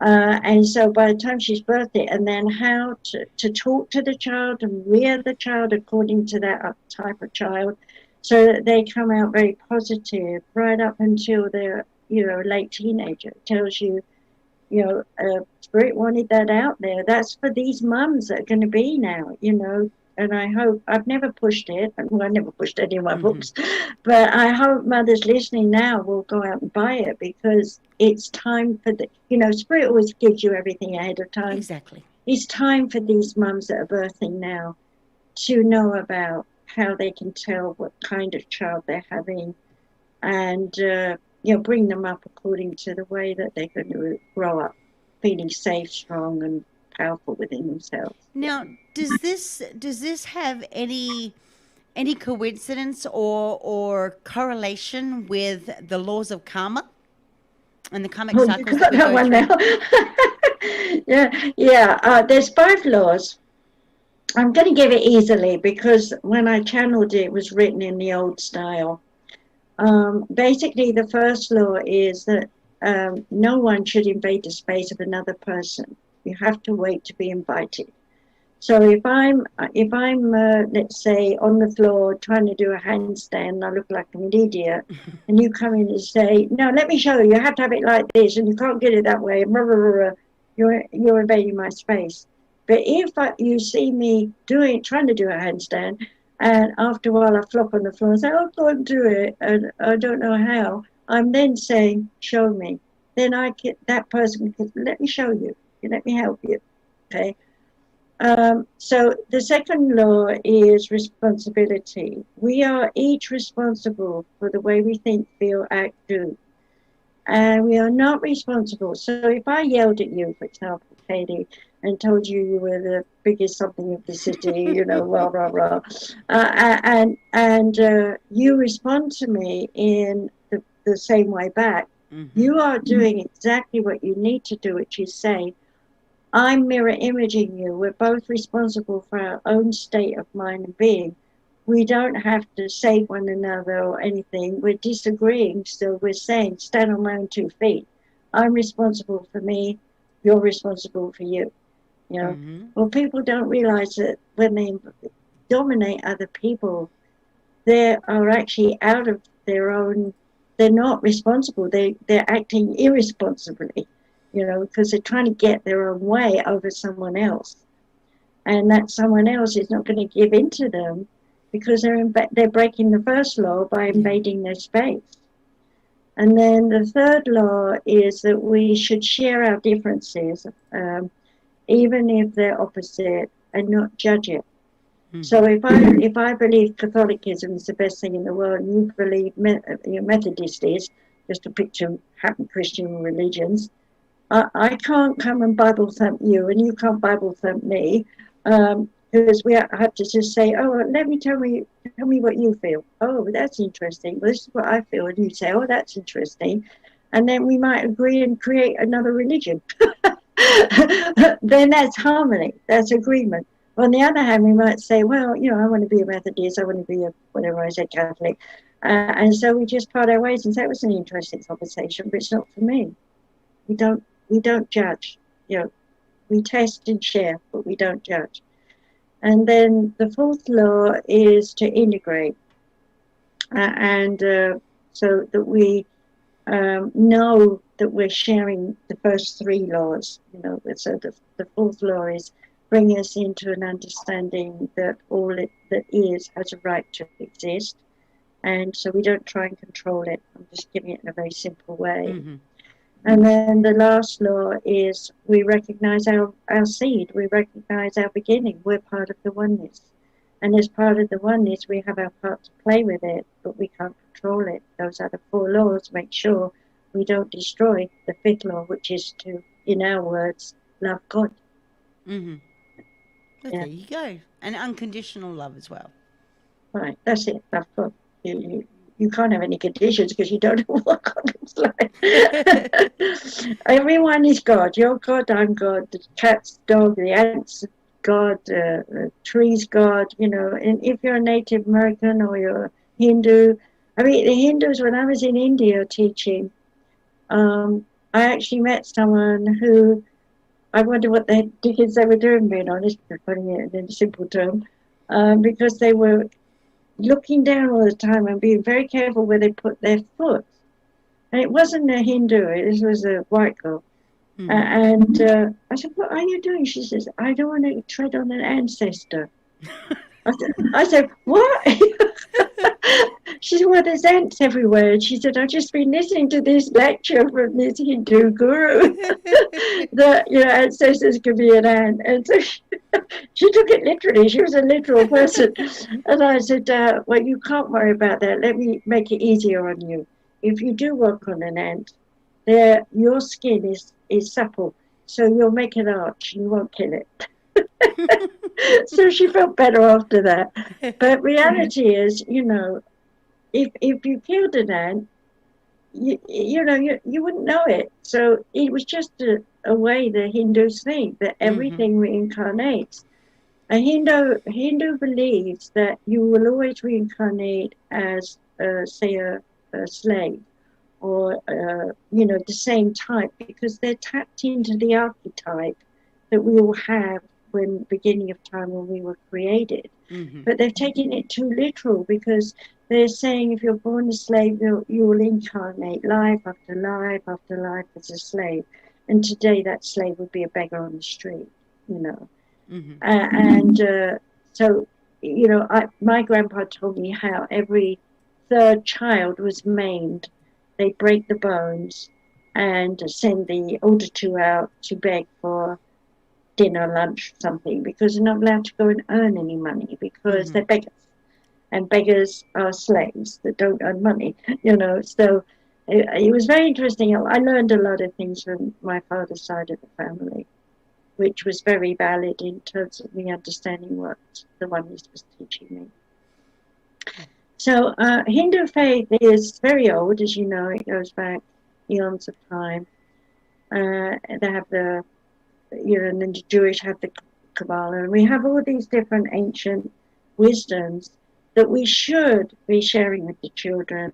Yeah. And the children should have an opportunity to know every religion on this planet. And unfortunately, there's too much, you're born this and you have to be this. My parents were good. They'd let me go and explore whatever I could find in London. And the church I loved the best was the gospel. I love to hear them sing. I still do. It breaks my heart. I cry. Yeah. Now, I was going to talk to you about the Medallion 5-body pattern. Now, when I look at the symbol, it reminds me of the Merkaba. It really does. Only thing is, the Merkaba has seven points, whereas the Medallion has 8. Yeah, well, the 5 bodies are, there's 7 chakras, you've got to remember that.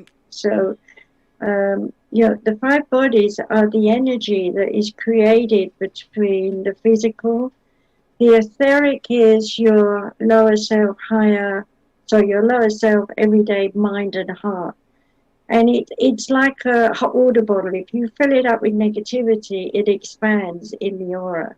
If you release your negativity, then it goes back down to a flat hot water bottle. I use that analogy quite a lot.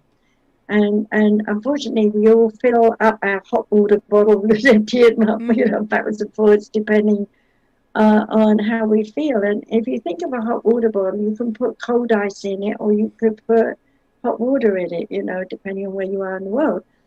So we are hot and cold with our emotions and our mind. So it's a very good symbol. And if we keep filling it up, then we're very negative. Yeah.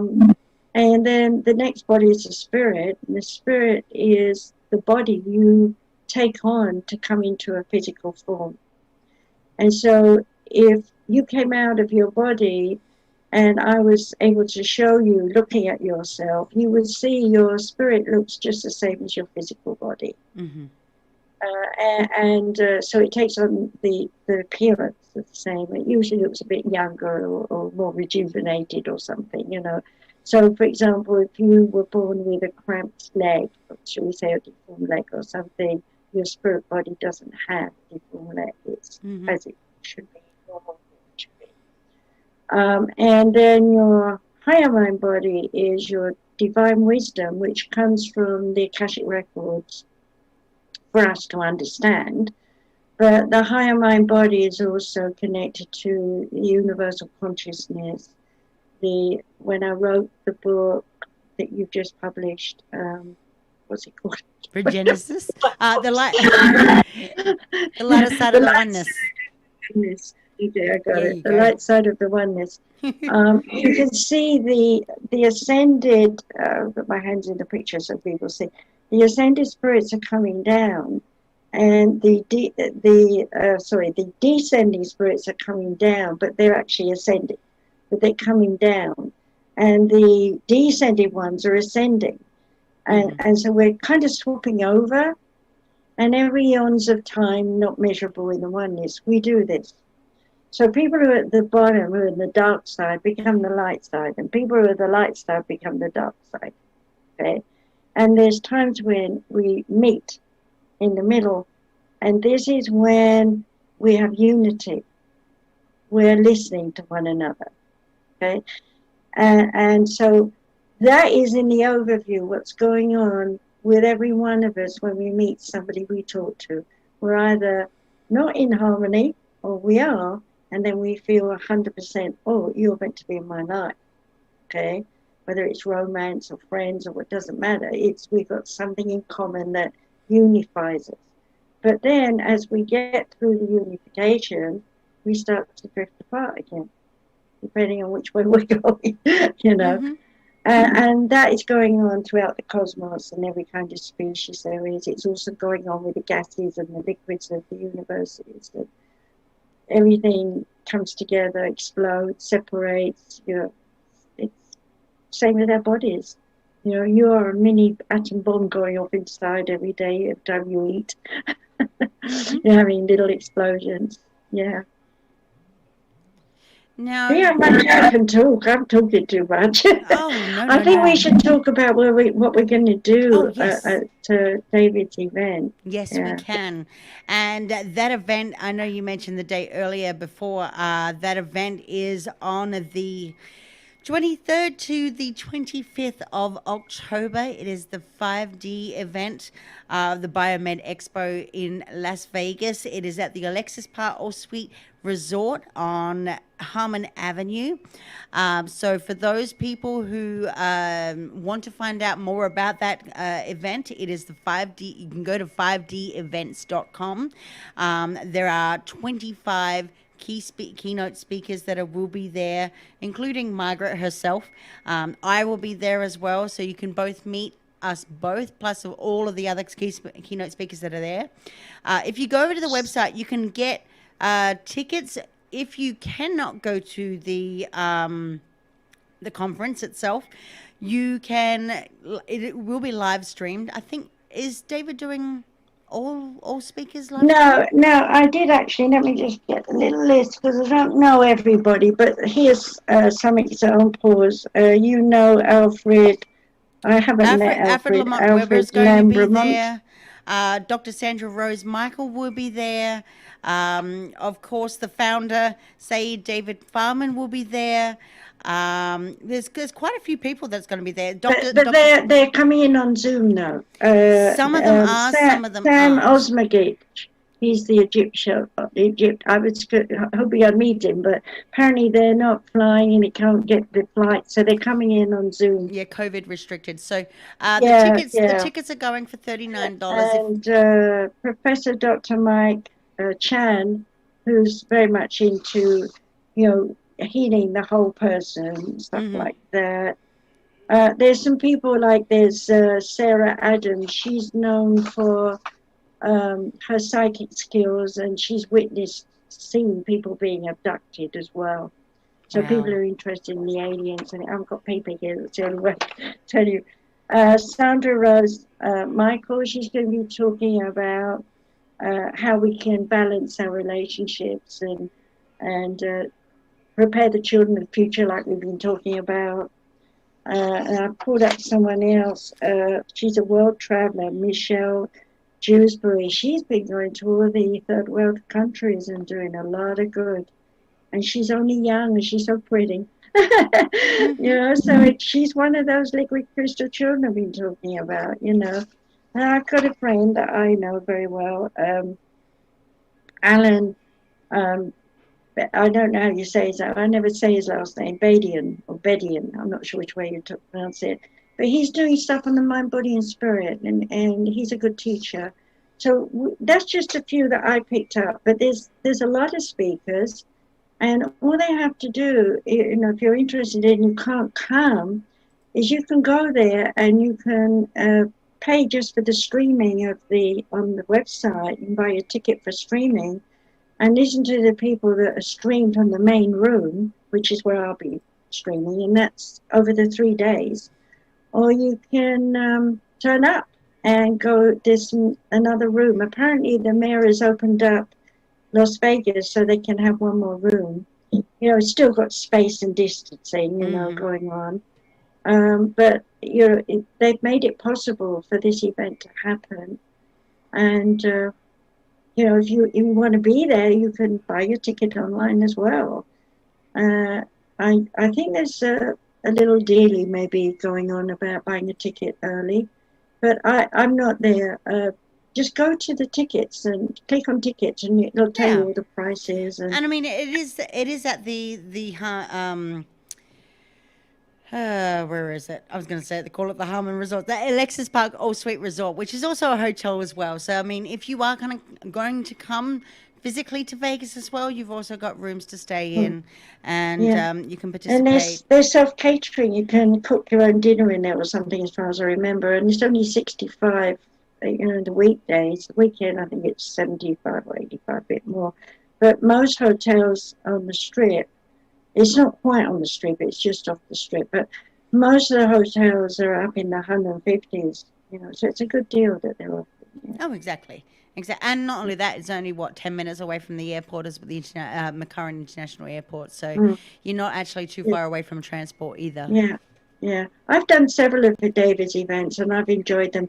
And there's one part that I think we should mention. There's going to be quite a few panels. I'm on a couple of them, like beginning and the end ones, I think, where we're talking about, different people's point of views, and the audience can ask questions, and so interactive panels are going on each day.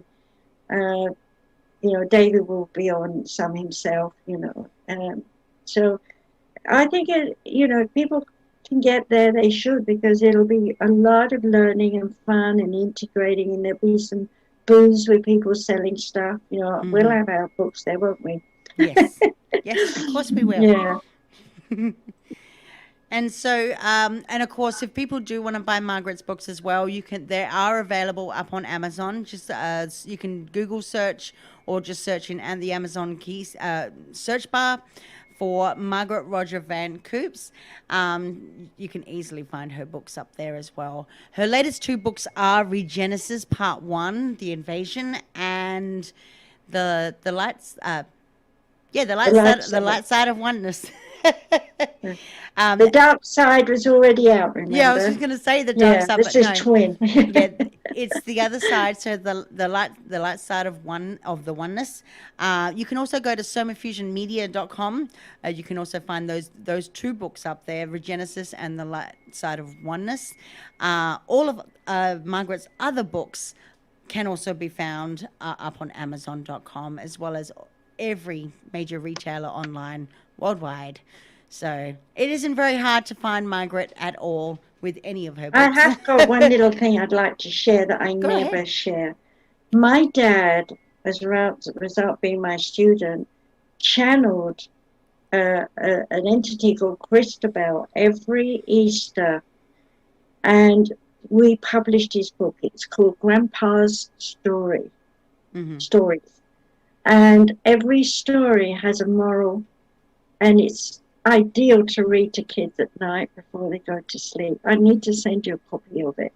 Okay. When you're young ones. Yeah, so remind me, because I've thought about telling you about it several times and I keep forgetting, but it's such a lovely book. And there was one story, it's a bit longer, it's like several chapters, that he didn't finish. So, he told me to finish it for him, so I did. I wound it up, put the pieces of the story together, and it's about the dice that the soldiers were playing in the foot of Jesus' cross, and also about the sword that went to his side. So he channeled those 2 stories. So it's quite a challenge, and every one of those stories is super duper. And I had the joy of putting that in his hand before he got too old to, not appreciate that he had a book in his world. Yeah. No. But where to from here? I'm missing you. You blocked out a bit. Okay. I didn't hear you. Where to from here? So what is happening right now? Obviously I know, but I'm for the listeners to hear it from you.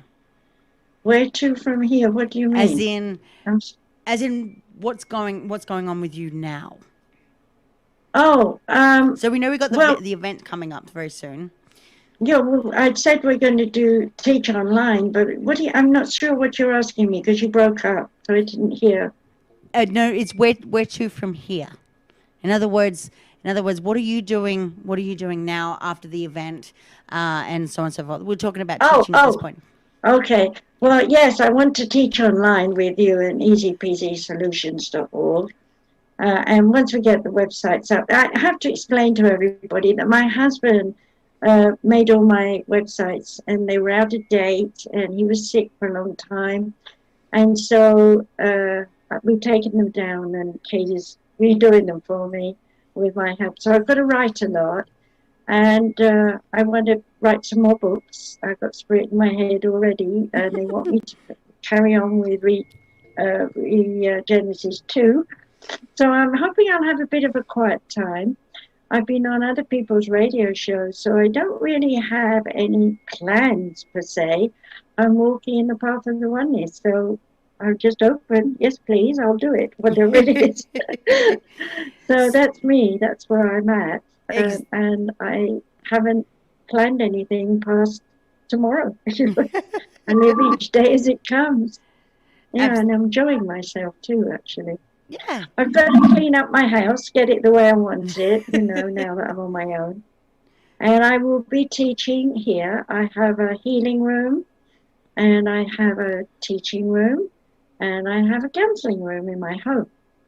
So if anyone ends up in Arizona, they can come and see me here. That's it, really. Yeah. Yeah, and like I said, I am working with Margaret as well. Margaret, like at the beginning of the show, I mentioned that Margaret is actually my teacher as well. I'm currently being trained by Margaret, so which I'm absolutely adoring. Yeah. Um, Yeah. but we just got to get the hard stuff out first, which is to rebuild those websites so that all you potential students out there that are listening to my show can come in and see what we are doing and what we're learning about, and hopefully invite your friends along as well, because we are teaching very legitimate courses and diplomas. So, Yeah, I let me just encourage that. interject a little bit here Sure. for you and say that as a professor and with the training that I've got behind my students, some of them are now also getting their PhDs through the California University for Foreign Students because they've been trained by me.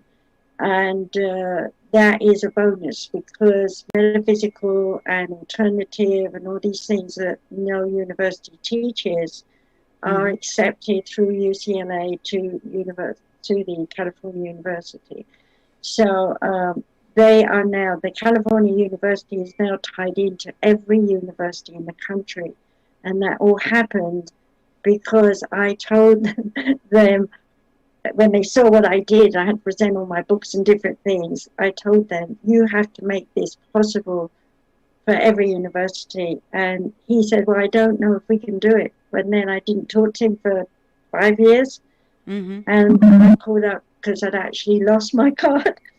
And I found out that he'd done it. And so, every university is tied into California University.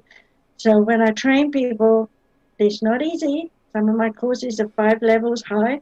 And they've got practicals and theory, and sometimes they'll have to meet me in the city somewhere because I want to see what they're doing and see how they're doing it. And, some of them are just they want to be counselors, so they come under the reverend area for UCC. and some of them want to be therapists, and some of them want to be even more. So I need your diplomas. I need what you've done in your universities. I need proof that you've had your education. I'm not easy. Nope. I want a good standard so that those people will be good teachers for those kids we've been talking about. I know that currently right now I have to write a dissertation, so I can vouch for all of that.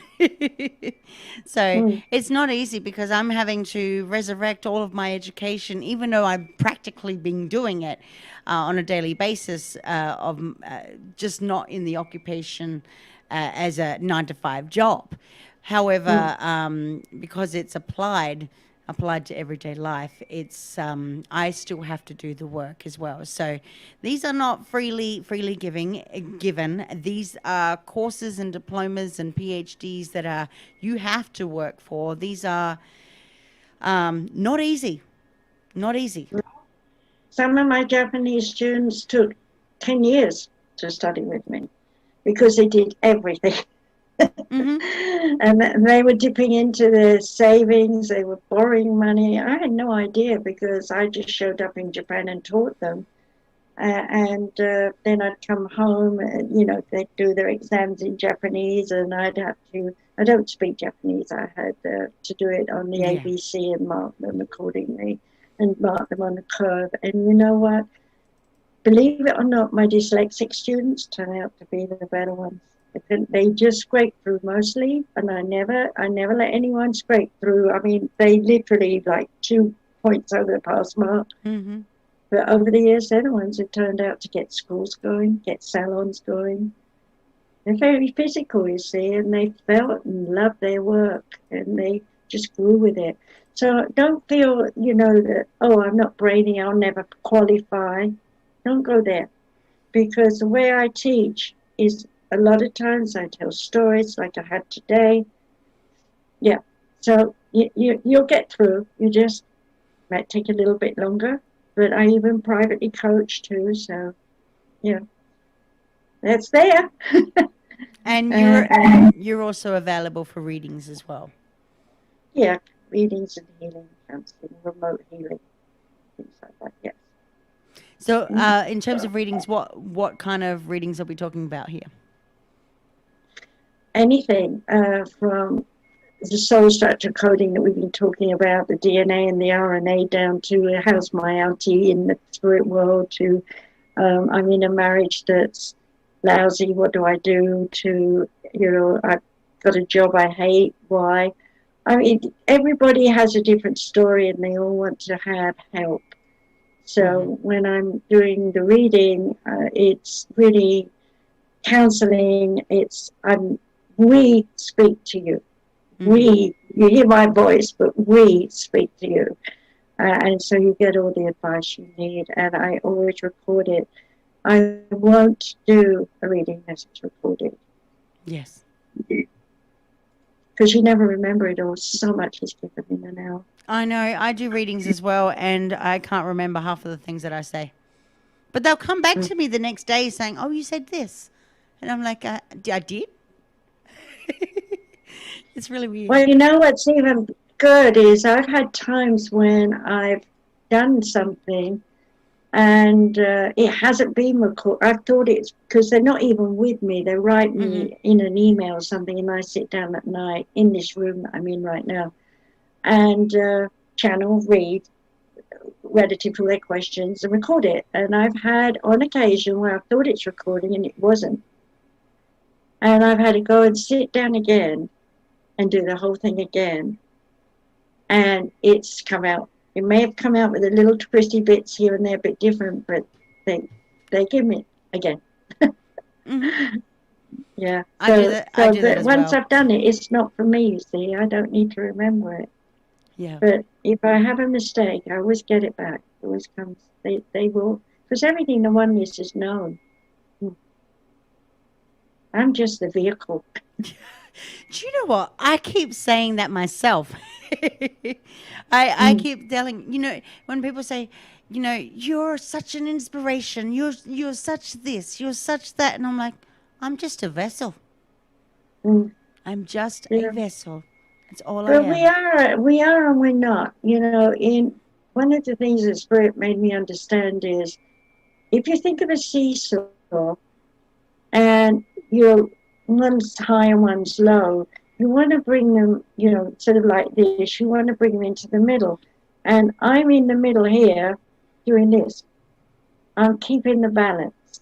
That's the way they made it to me. And they said, without me doing this, they wouldn't be able to do what they're doing. Exactly. So we are important. Yeah. And we're all like that. I mean, it's not just me. I mean, it's the concept that we all need to have. Wherever you are, whatever you're doing, whether you're working on a farm, you're working in a mine, or you're important to the team in the way that you interact with people. You're teaching, you're learning, you're sharing, you're hating, you're loving. It's all part of being the middle guy, and that's important wherever you are. Your life is important. Exactly. Exactly. Mm. Is there anything that we've missed this evening? You're breaking up. You keep breaking up. Sorry. Is there anything that we have missed this evening?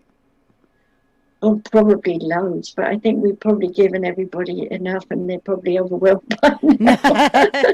No, that's absolutely fine. So again, guys, the 5D conference is in Vegas. It is at the Alexis Park All Suite Resort on Harmon Avenue, Las Vegas.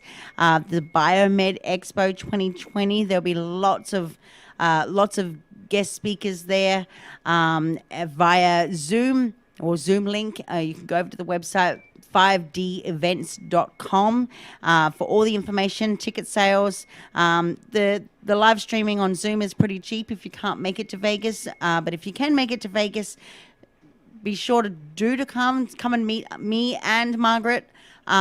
We'd love to meet you, and of course share our information with you as well.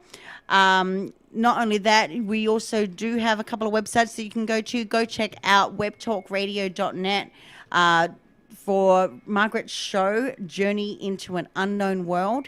You can go check out our YouTube videos on Dr. Margaret and what was the other one? Dr. Margaret Speaks and Dr. Margaret Rogers Van Coops. Please stay tuned because we do have the websites up. AskDrMargaret.com is officially up. Of course, there's a couple of things that we need to change on there, but it is up.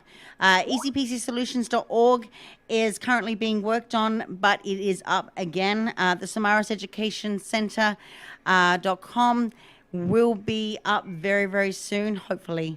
Soon. Takes a little bit to work on websites. She's overloaded. I'm overloaded right now, but I'm having fun. You see. No, not only that. I just recovered from being sick, so I'm getting there slowly. Just picking it up, plodding along. And not only that, we also have, what was the other website that I was missing? Oh, the Universal Christ Church. Yeah, we've got to that's the umbrella under which everything we do. Yes. So get that up first. I'm working on that. I'm writing it all out, so I'll get that to you soon. Exactly. No, that's fine. Yeah. Take your time. It's all good. We know how we roll. Yeah. If you do need to ask a question to Dr. Margaret, you can message. Which is better, Dr. Margaret? Professor Margaret RVC at gmail.com. Okay, so it's Prof Prof Margaret Margaret RVC at gmail.com. That's right. Yes, there we go. And like I said, guys, if you are listening out there, please be sure to check out easypeasysolutions.org. It is the key website for you to go check out an introductory to what we are going to be doing in the future and what Margaret does and her background. And of course, there'll be videos and lots of other little goodies up there as well for you guys to tap into. Please be sure to look for the subscriber button over on that website so you can sign up to the subscriber list. Let us know that you're interested in the courses that we are going to be offering, and we can go from there. Is there anything else? Did I miss anything? Only that when we do start, we're going to start with relationships. Oh, yes. Because My everybody's favorite locked topic. up, so we've got to help them. Yeah. My favorite topic. And Yeah. so we will be talking about the seminars that we'll be doing is all on, let me just pull it up here so I can remember it.